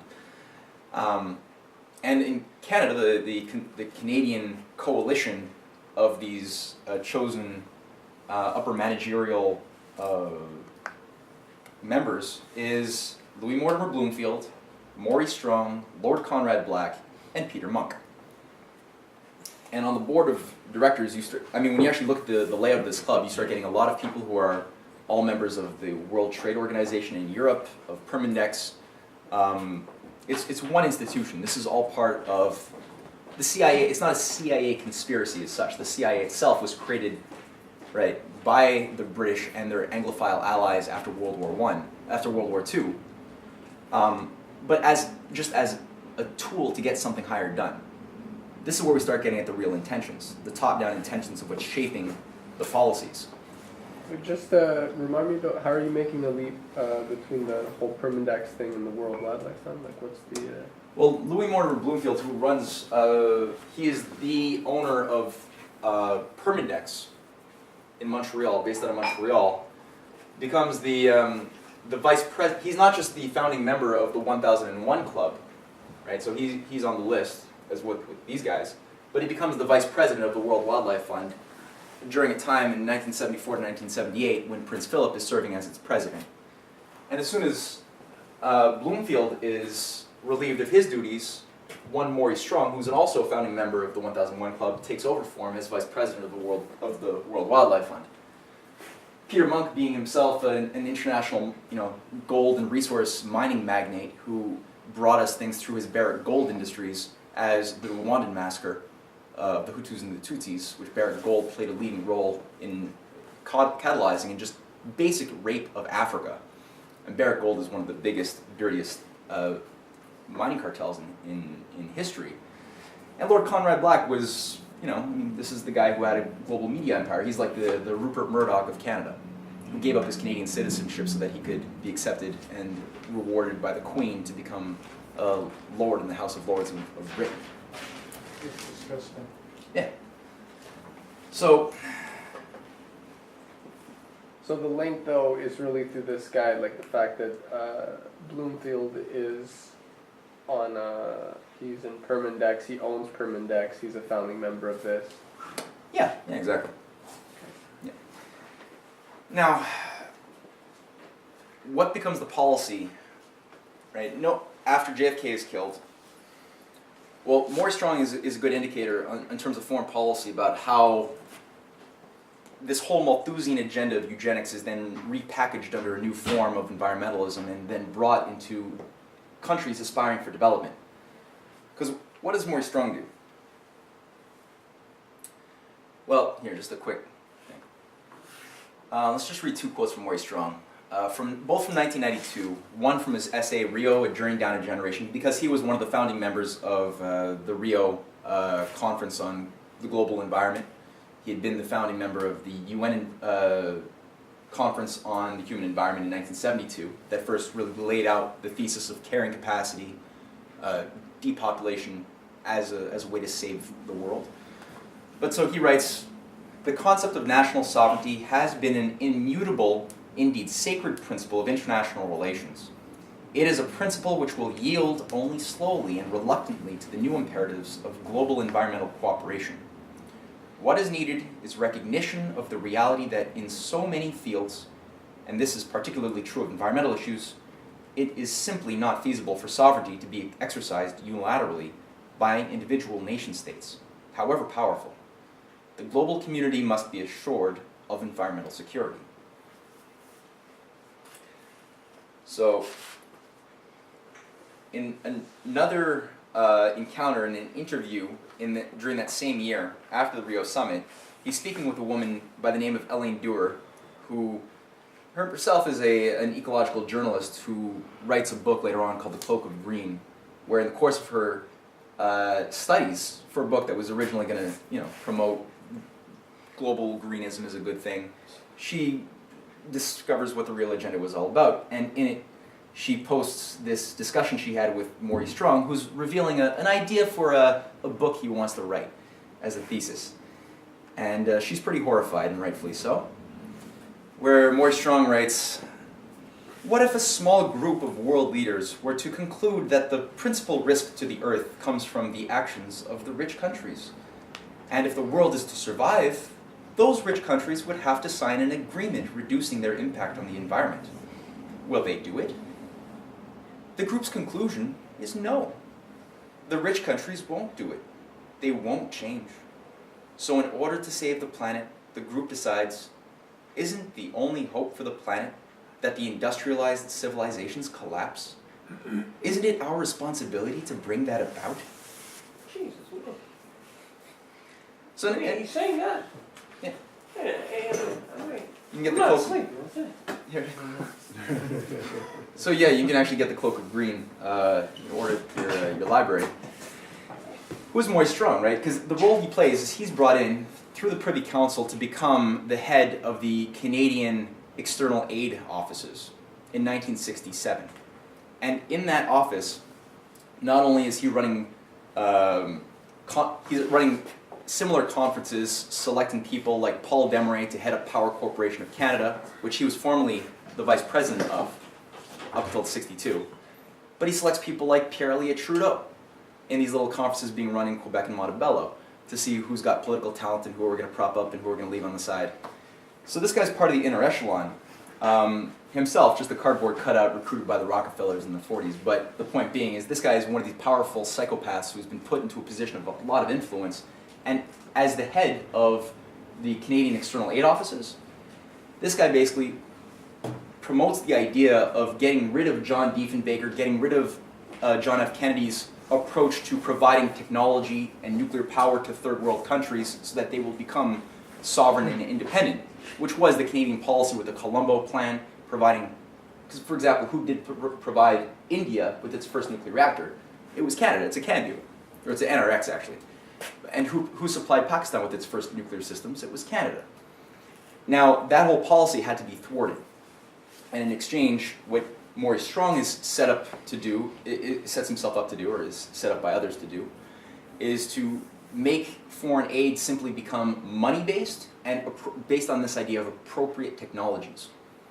So all of the programs that he creates with what becomes the Canadian International Development Agency, which even to this day is the conduit by which foreign investment is made into third world countries, this that he creates in 1968 is designed to work with the International Monetary Fund, with the World Bank, so that these countries that receive Canadian aid have to do it in what's called tied aid. On the one hand, it means that these countries can't develop, like let's say you want to build a bridge, well, the local receivers of the money won't be able to produce the engineers to build the bridge themselves.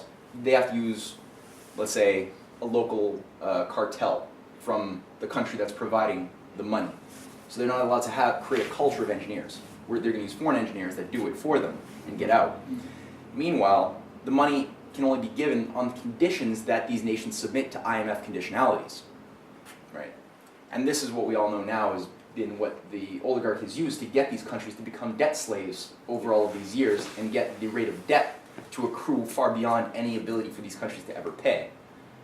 So, on the two hand, that's on 2 points. On the third point, this idea of appropriate technologies was cooked up so that they could take an idea of creativity, this idea that mankind is always going to want to make science, make discoveries, but pervert it so that instead of going to higher energy dense forms of power, like nuclear power is a very high energy dense form relative to like a windmill, rather than do that, you're going to use technology just in such ways that the natural environment is not impacted. You're not going to use it in such a way that will involve creating a power to desalinate bulk water to green a desert, because in the law of the World Wildlife Fund of Prince Philip, the ecosystem is natural, not being changed. If it's a desert, it's natural as a desert, not being changed. If a people in an indigenous culture are tribal, that's their natural state. If you try to give them an education, or if you try to change anything about that, like a cell phone or something, that's you infringing upon their right to be left alone and be natural.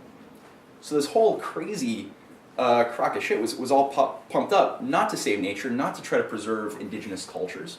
It was done to impose a Malthusian depopulation agenda upon the world, and to get people to really just forget that there is something in Renaissance and classical culture which scares the shit out of the oligarchy. That mankind, in developing a creative sense of poetry, of music, of drama that we see in the most advanced thinkers of our times and of ancient times, we become free. We gain insight into how the universe works and how our mind relates to that universe and to other minds. That's why Mozart is a threat to the oligarchy. Yeah. And today you just have to look at it, right? Because what has the policy become in Africa? If you actually look at the so-called scientific and technological investments that we have been making into Africa over the past 40 years, well, geez, this is one quick graph of the biofuels market that has been forced upon Africa. Instead of being able to produce food for your people, these countries have been induced, those countries which have been endowed with massive amounts of green regions that can grow food, have been induced to use that not to feed people, but to burn it in gasoline tanks and provide money for speculators who gamble on the biofuels profits. So the sugar cane, the corn, the wheat, everything. These are all countries in pink that are being induced, and this is how they get the loans from the IMF. This is how, if they want to be able to build a bridge or pay their basic necessary revenues for their civil workers or whatever they need to do as a country, they have to, as part of their conditionalities, create massive biofuel markets. And this was never a demand. Like anybody who says like, oh, biofuels are just part of the laws of supply and demand, no, that's bullshit. There was never demand for biofuels. This was imposed. And it's the same thing for windmills and solar panels. There's never been a demand for windmills and solar panels. This could only exist because of massive amounts of government subsidies. There's no economic benefits to this. The amount of energy that goes into making a solar panel or a windmill turbine is way more than that panel or turbine can actually produce for the net benefit of society.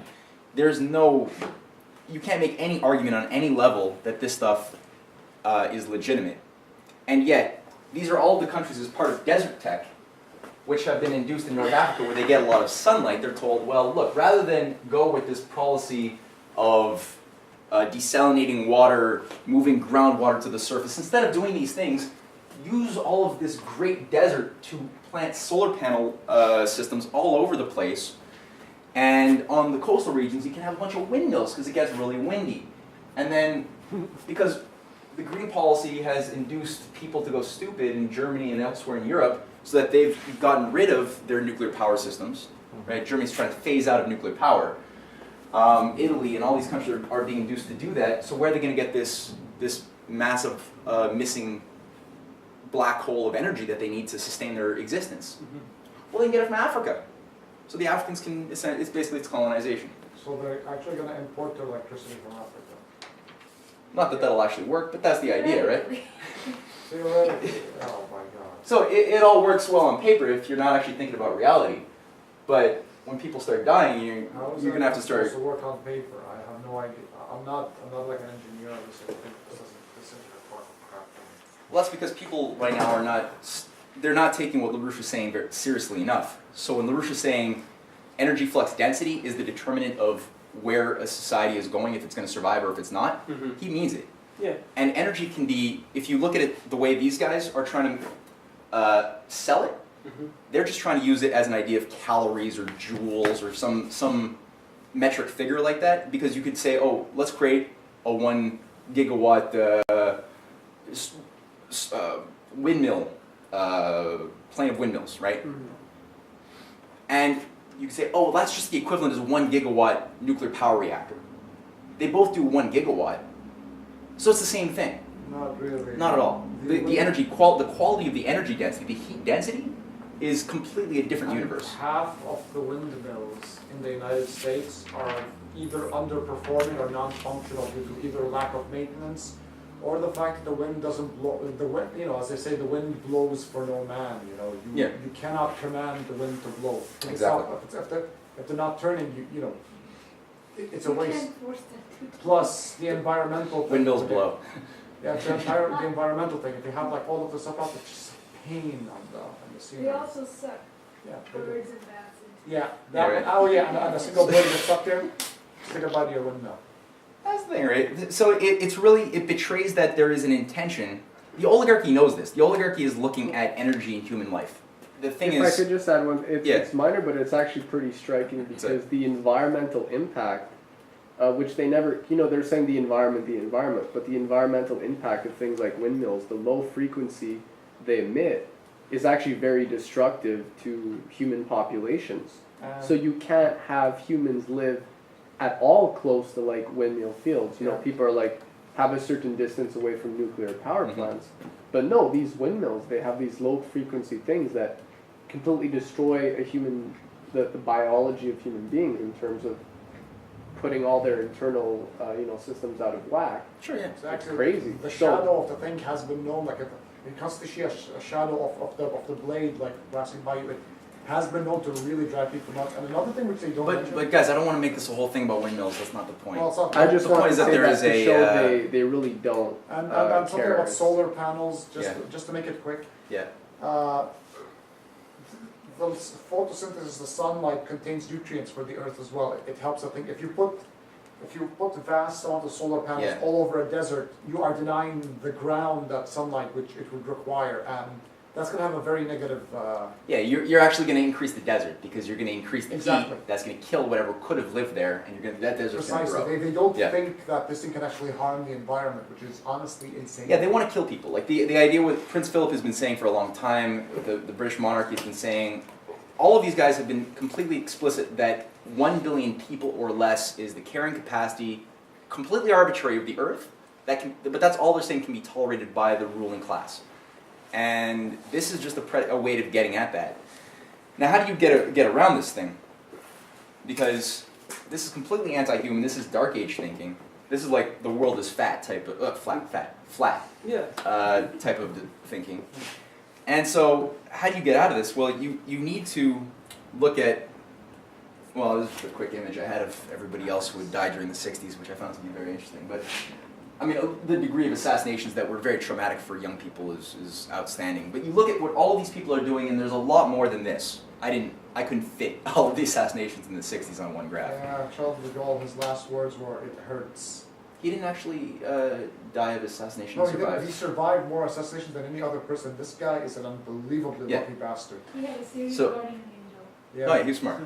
But so not just in that time frame in the 60s, but also if you look at all of the assassinations in the world since the Renaissance practically, but especially in the case of American presidents, there's always a common principle that tends to occur. And like Evneet said at the beginning, the question asked is not who killed what president, it's why is it only the good presidents who are shot? And the schmucks, they stay in there, right? No scratch usually. Well, it's because they're doing the same thing. And anybody with a bit of a spark of truth-seeking will be able to quickly discover that there is a principle that they're tapping into and are expressing self-consciously, some more, some less self-consciously, but they're all doing it in a way that will bring about the destruction of imperialism, of the global oligarchy. I won't go to that. That's right. So today, what do you have? You have Russia, you have China, you have a lot of countries rallying to the support of war avoidance on the one hand, blocking Obama from going his psychotic ways. The guy's promised and he's attempted war with Syria.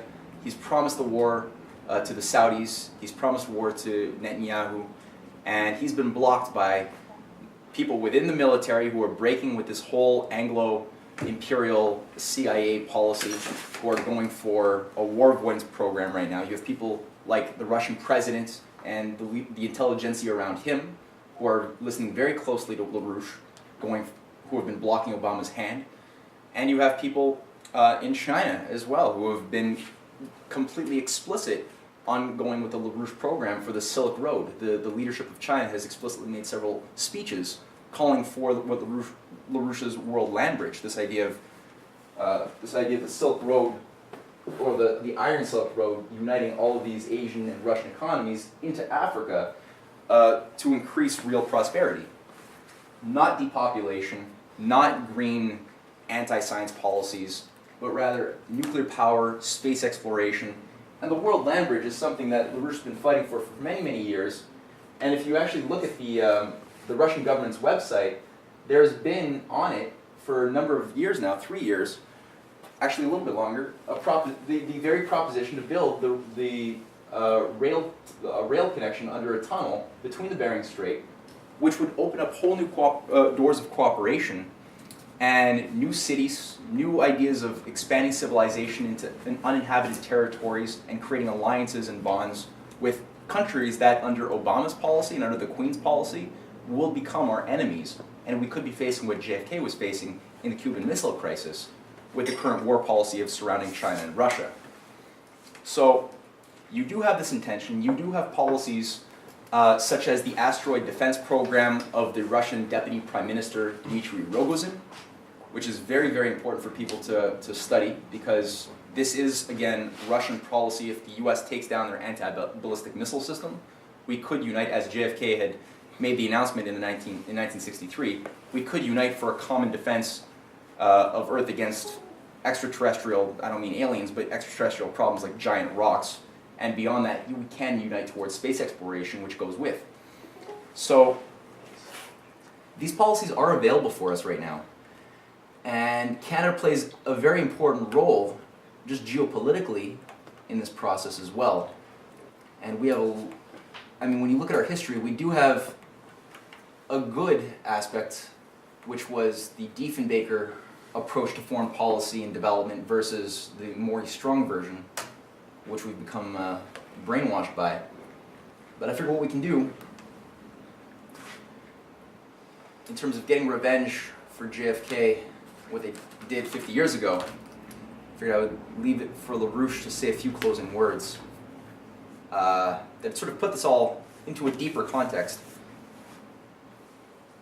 I didn't even bring up the North American water and power lines that JFK was going for, but again, this is our baby, and this is very close to being something which could be actualized under the conditions of a Glass-Steagall restoration and a new rejuvenated national banking system. Under these conditions, anything is possible. Without Glass-Steagall, though, no, we can say goodbye to a lot of these potentials.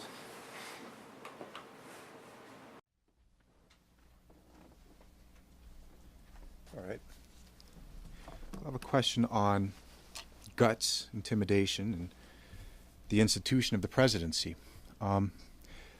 This week, you have emphasized, as we've moved into the anniversary of the assassination of President John F. Kennedy, that the focus must not be on the event per se, that he was killed, but the why of it, why he was killed, why it wasn't prevented, why the only presidents of the United States who have been killed in office were the ones carrying out the good of the nation in residence with the principles of the Constitution, while the scum and the riffraff flowed on through the executive office unmolested.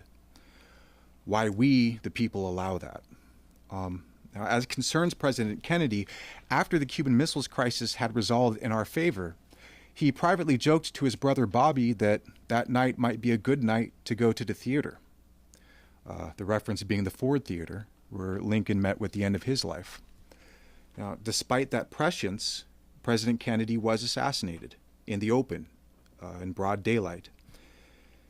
Now, in a discussion last night, you pointed out that under his administration, the United States had reestablished sovereignty.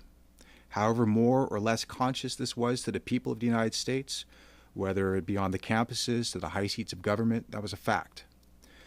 And you also emphasized that the nature of empire and the nature of oligarchy is to crush sovereignty whenever it begins to flourish. Now, if we in the United States today act effectively to deal with the crisis, it's going to require the reassertion of our national sovereignty, the restoration of Glass-Steagall, the launching of a national mission in the form of a nuclear Nawapa 21, the genuine pursuit of thermonuclear fusion power on the schedule of a decade. All of these are possible. In fact, we won't get out of the crisis without them. All of them rely on exerting national sovereignty in the interests of the people of the United States.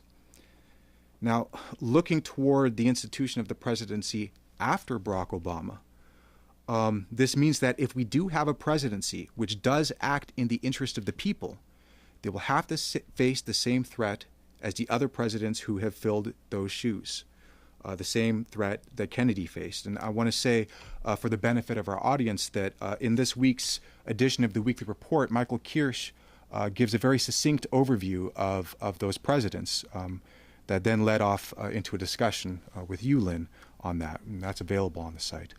The question for you is, if we are able to put a real American presidency into place, given that any real American presidency which has been effective in as far as they've recognized and consciously fought against empire and oligarchy, what do we need to have at the forefront to keep that presidency alive, intact, and effective?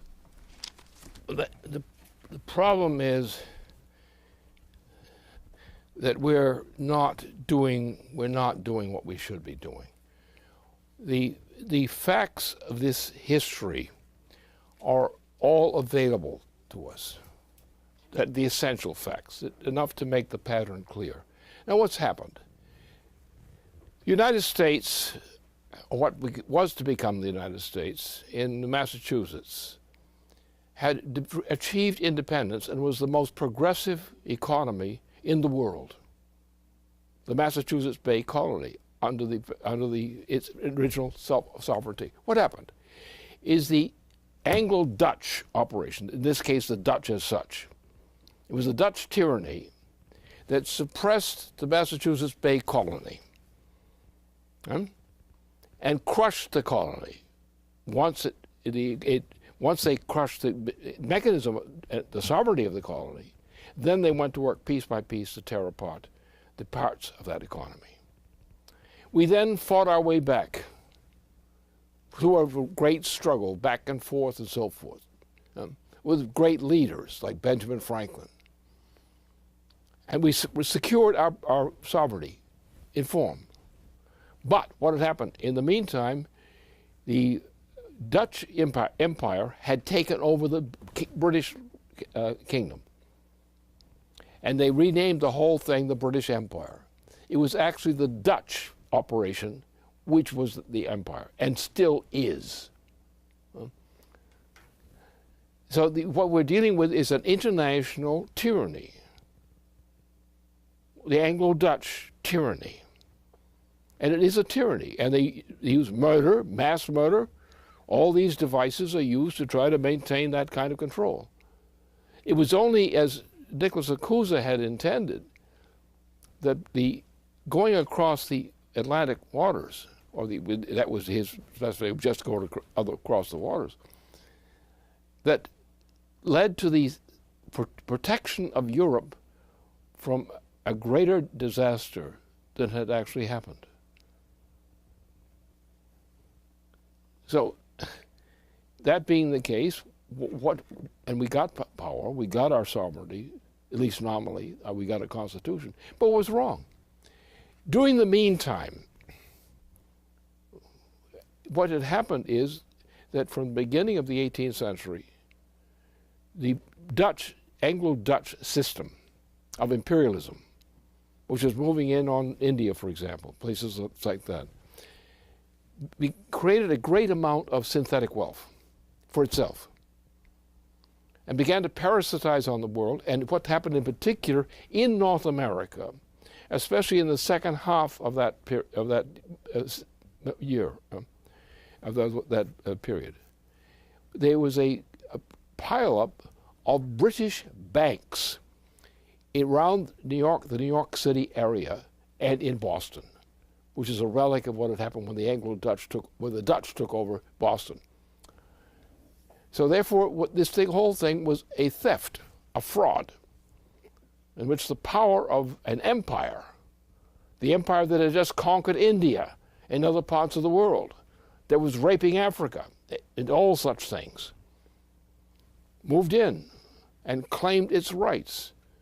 And they would tell us that we Americans owed them debts. Why? What were the debts for? It was for the big banking interests, the Anglo-Dutch banking interests in Europe. They had established a grip to loot the people of the United States. Then they brought in Aaron Burr again, who was a real swine. He was a mass murderer. He was actually a British agent. But we had some damn fools who were presidents even, and they didn't pay any attention to that fact, that this was a looting operation. And it was not just this issue about Jackson. Jackson was only a symptom in the process. Don't overrate it. The point was to crush, and the means of the crushing was to use the international banking system to crush the U.S. economy. That's how it was done. To loot the banks in the United States, to destroy them, and then to turn around and loot the United States. That's what happened. And we continued to be looted up to the time of the Civil War.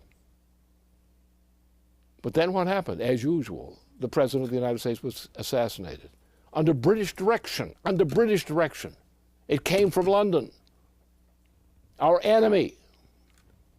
And you look at the list of presidents who were assassinated, and lo and behold, great mystery. Why was it that all the honest presidents were murdered? You go to the list of the murdered presidents. The murdered presidents were all murdered under the direction of the British monarchy and that system. Why don't we wake up? Why don't we wake up to truth?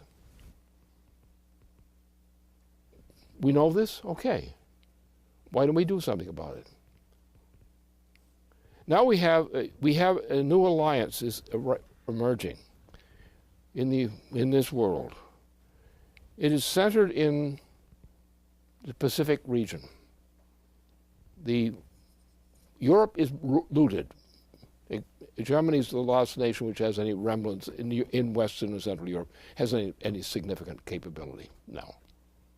And they're trying to destroy Germany because that's an obstacle to what they want to get done. But that's where we're headed, in this direction. So therefore, we have no resort except to use our national sovereignty and pass judgment upon what these foreign powers are.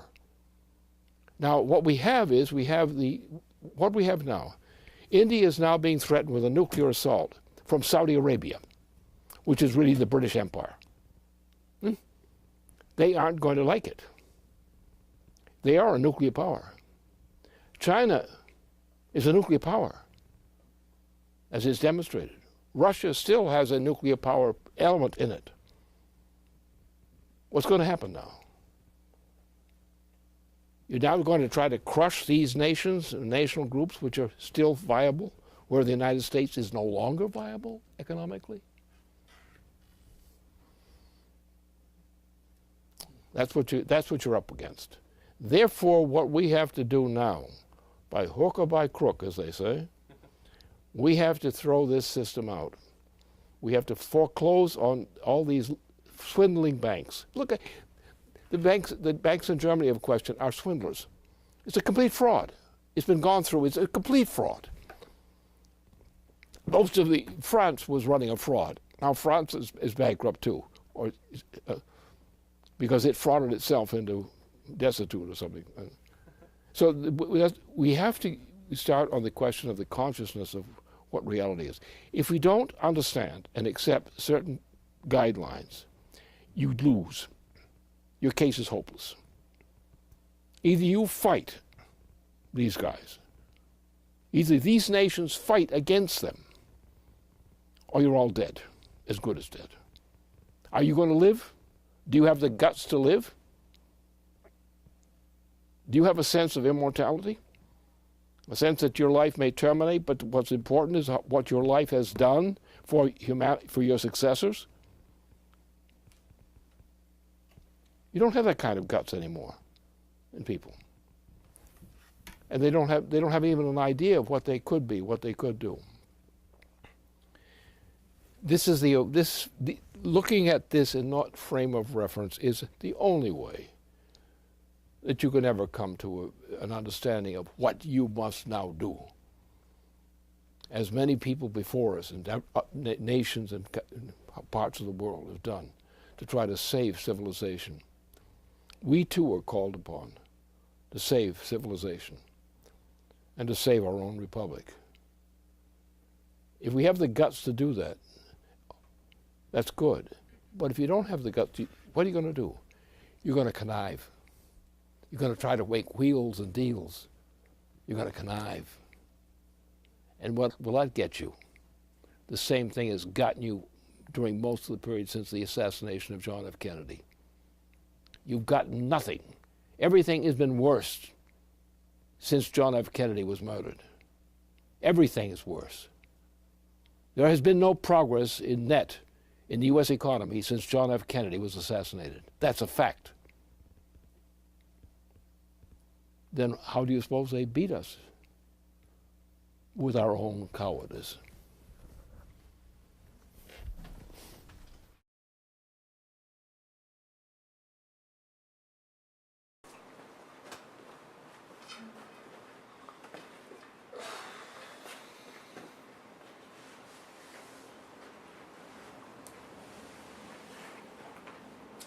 So I think that ended it quite well. The issue of immortality that LaRouche has been hammering at is really the key that one would see and feel from the writings of JFK and the life that he lived and people who had a similar identity, which is the thing that, I think this really hammers at the point. People don't realize the power that we have.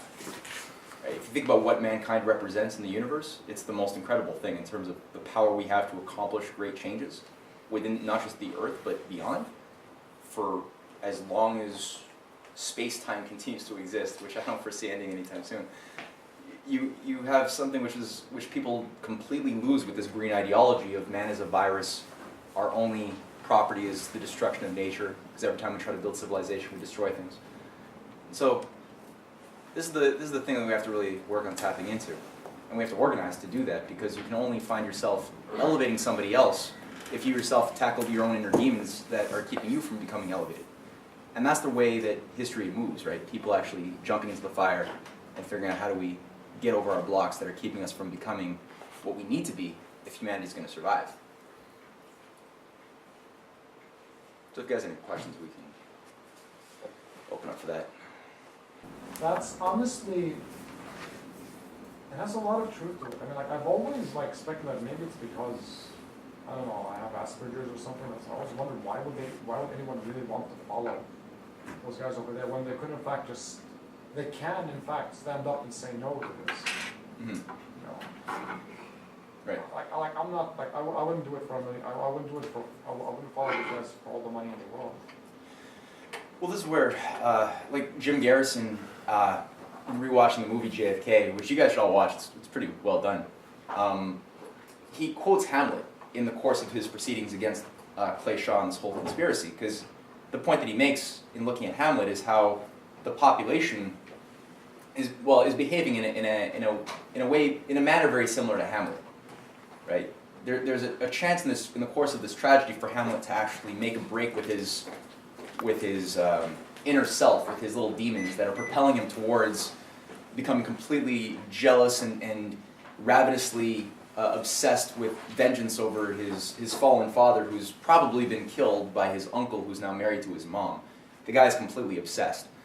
And he has a point where he could change. He's got the skull up, but he's wondering, am I going to take the hard path and change? And he's needed. This guy is qualified to be, he's the leader of Denmark. He could be the prince that leads the country out of the turmoil it's about to be taken over by enemies from abroad.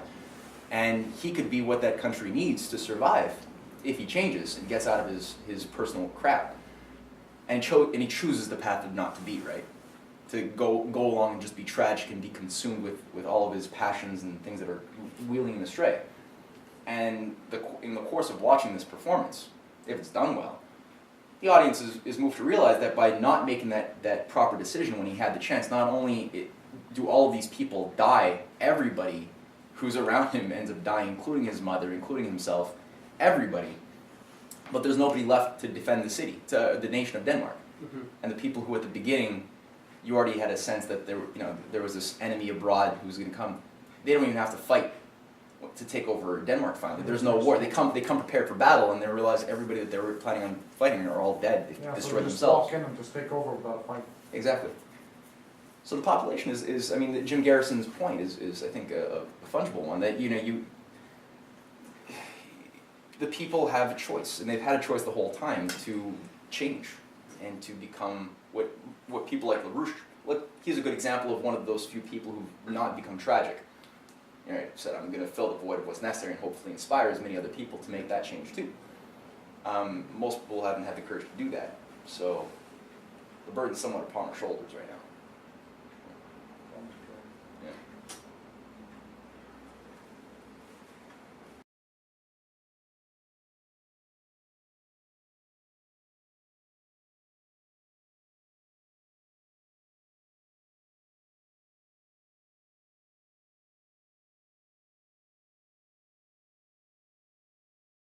Allied around the idea that mankind being a beast, well, simply that our qualities of who we are defined by our genetics, something material.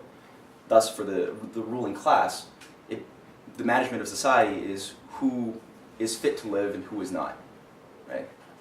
And maintaining that sort of idea of a complete, fixed, controlled system of no change. And that's an empire. So Roosevelt was against that. And Roosevelt and his allies who understood this came out very heavily with a continuous message for the post-war world. And Henry Wallace was Roosevelt's vice president. Who here knows Henry Wallace? Yeah. Some? Okay. Partially, I do know that quote of his, though. That quote of his, I do know it. The quote? Yeah, this one, what you're saying, I have heard. Oh, yeah, right, okay.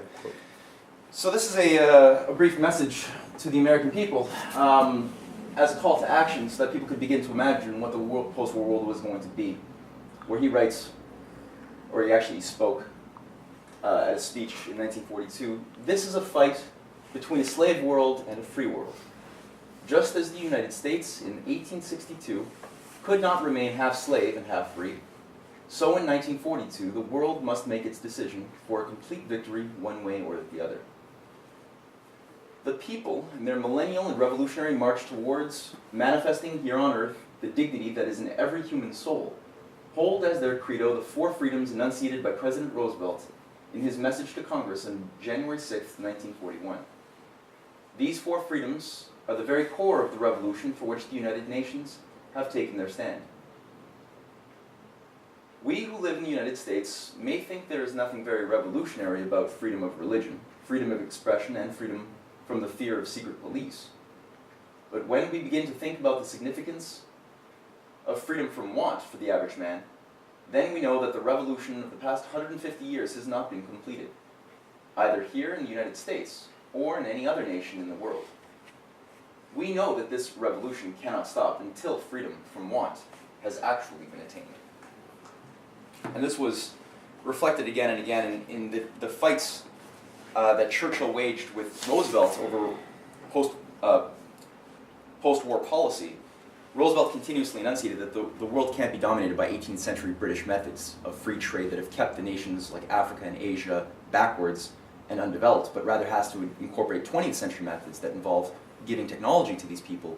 And he described greening the deserts of Africa. And this is something which had shaped the imaginations as he organized every single leader in the third world country in South America, in Asia and Africa. As he spoke with every single one of these individuals and painted a picture of what their future could be as a sovereign country, this created an inspiration that couldn't be stopped. And these countries began really yearning after World War II for sovereignty, for actual independence. So Roosevelt dies, and who starts the Cold War? I mean, does everyone here know exactly why the Cold War started? Truman. They let bygones be bygones after World War II, and now you've got the Anglo-American Allied special relationship, and that's just the way things have always been. The reality is that the course of World War II, as the battle was being waged, it was highly undefined of what the post-war world was going to look like, as it was becoming more and more apparent that Hitler was not going to win because of Roosevelt's intervention into that war. You had people like Stalin who recognized that Roosevelt had a vision towards progress, that there was like, for example, Stalin completely never trusted Churchill. Churchill represented the worst elements of what the British Empire always was: a eugenicist, a rabid supporter in the 20s of Mussolini and Hitler. This guy was, 18th generation practically, oligarchy. And the British have always been known for the idea that they don't, there are no friends in empire, there's only interests, no permanent friends. Such that, you'll make somebody your friend to the degree that they're not useful to you anymore, and then you can stab them in the back, throw them under the bus, and make another friend. And that's the way that the empires have always been able to manage society, by divide and conquer, and this Delphic method. What Roosevelt organized with Stalin was an alliance such that by the end of World War II, the world was going to be dominated by sovereign nation states, not one world government, as the British circles of Churchill, like John Maynard Keynes, had called for as a one world currency under the Bank of International Settlements, which was the central bank of central bankers that was created essentially to make the motion of gold from the annexed countries that Hitler was taking over into the Reichstag banks was more and more easy to do. So the whole policy of the British Empire was to have a one world currency. This was what they wanted the Bretton Woods to be. And you had people like Roosevelt who said, no, the world is going to be governed by sovereign nation states with a concept of progress. And that what we really need is to break out of this whole Wall Street, London desire to have one, total global control, as he knew that people like the Wall Street bankers, like J.P. Morgan, had financed an attempted coup d'etat against him, multiple assassinations against Roosevelt in the 30s. And these networks were active all over France. Vichy France was, of course, a big fascist government that Charles de Gaulle fought against, who supported the Nazis.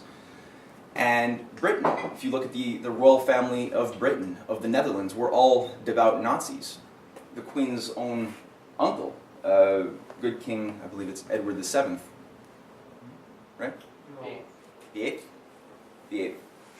Was the biggest European fan of Hitler, who helped supply massive amounts of loans, investments, because they were all eugenicists. Like fundamentally what the oligarchy in their junior partners in Wall Street and the oligarchy in Europe, the old families, what they all had in common is that they were all material qualities, but rather our minds, that this immaterial aspect that allows for us to shape concepts of who we are, of what the universe is, the principles that shape the behavior of the universe. That's what defines mankind as man.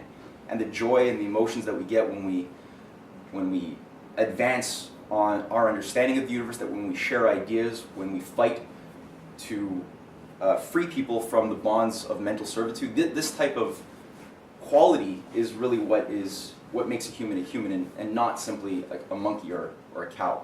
And this is what motivated the founding fathers of America. And in our best experiences, this has been everything that the oligarchy has been ravenously afraid of and motivated to destroy by obscuring the truth and keeping people convinced that there's no point in asking the question why, because there's infinite amounts of answers to a question. There's no answer to anything as causal. So don't even ask the question. Just get by, get a job, get some money, feel good, but don't try to move your mind into places that are too metaphysical or too obscure. And so we're not going to do that. We're actually going to ask the question why. We're going to be a little bold here, as LaRouche has been bold for 50 years.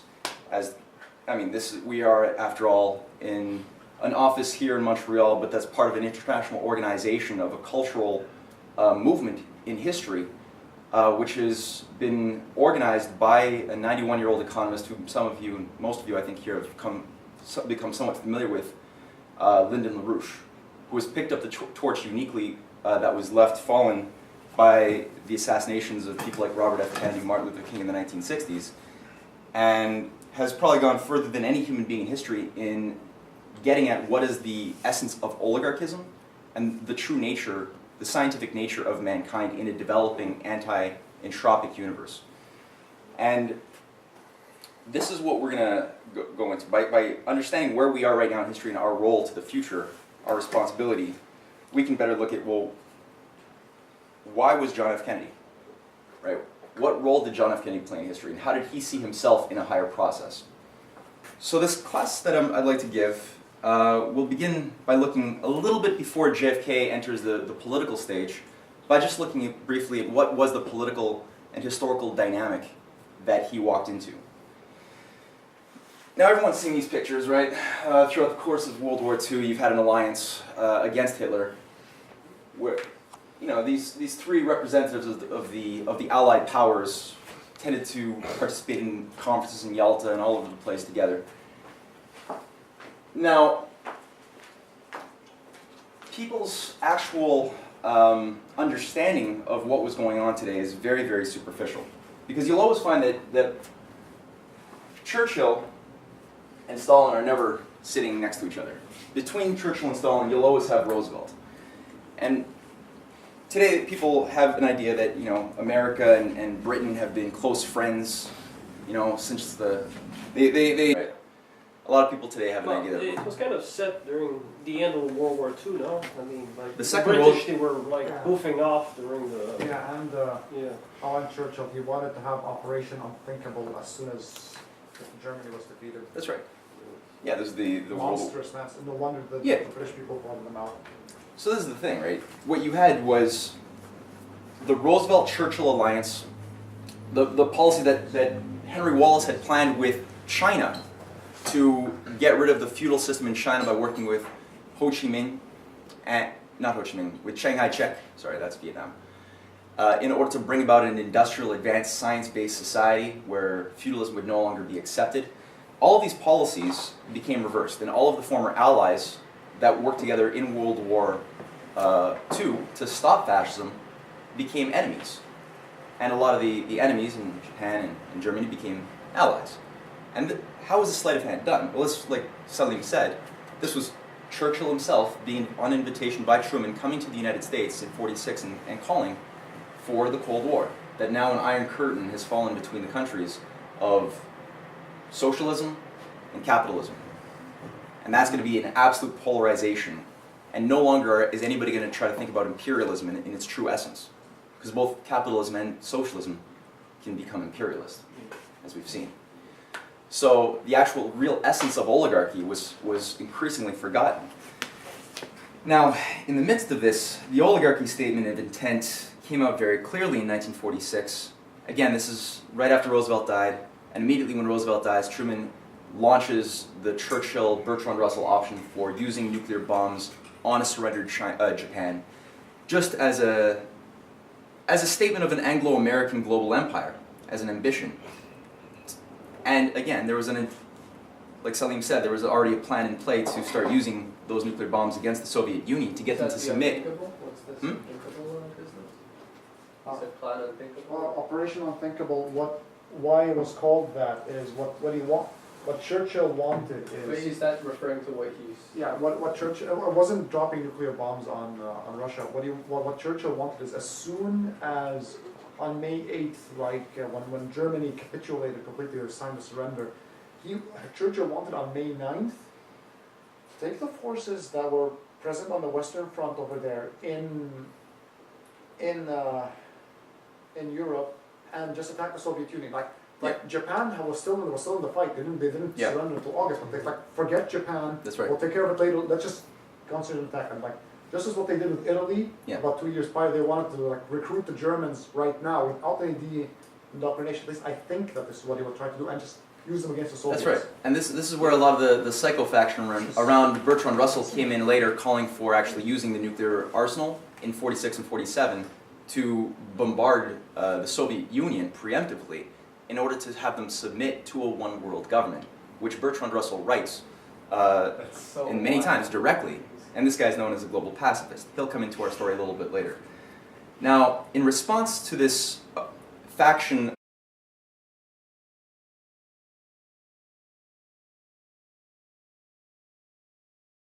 I think Avneet did a very good job at situating where we are right now in history. And the point that I think Avneet made, which is a very important one, is that people today, they often pose the wrong questions when they're evaluating those moments in history that have shaped the present.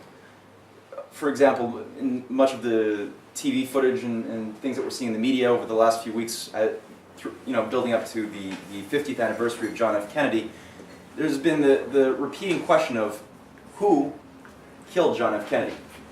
And you've got theory after theory after theory of Texas oilmen, more usually defensive lone gunmen, and all sorts of things that get really, really wacky, and you start wondering why more people aren't walking around with tinfoil hats on. And what you start sensing is that nobody's posing the real question, which is before we ask the question, who killed John F. Kennedy, it's much more valuable to ask, why was John F. Kennedy killed? And usually when one trains their mind to investigate history as a process instead of a collection of things, of events on a timeline that just happened, one starts actually answering the deeper questions of causality. Because history is not something which happened. History is something, as most of you here have begun to realize, history is something which is happening. History is a process that we're living in. Like right now, this is history. And so people often are trained in school and just in the general materialistic society that we're conditioned to adapt to, that the universe is made up of a collection of things in space that just happen in linear time. And that history is a study of things that have already happened. So, you can get people say, oh, John F. Kennedy, I'm not interested in that. I like, name a fetish, right? I like Pokemon. What? Name something of interest, like, I don't like this, I like Lady Gaga. I have my interest in trees, I don't like, and they don't realize that what occurred in history has been based on a battle of ideas, that there are conceptions that have been at odds with each other that go back a very long time, to the point that for thousands of years, in written record and most likely long before that, there have been conceptions that have defined mankind as something not all that different from an animal, another cow on the plantation. And so, for those who define mankind by his material characteristics, well, just like a cow, there's a certain necessity to establish order by lying to the masses, by keeping the masses in a state of stupor, conditioned to be very obsessed over their pleasures, avoiding their fears, like any animal would be. The opposing view, which we've seen historically, has expressed itself in the form of Renaissance thinkers who rediscovered Plato, who were motivated by the concept that mankind isn't just his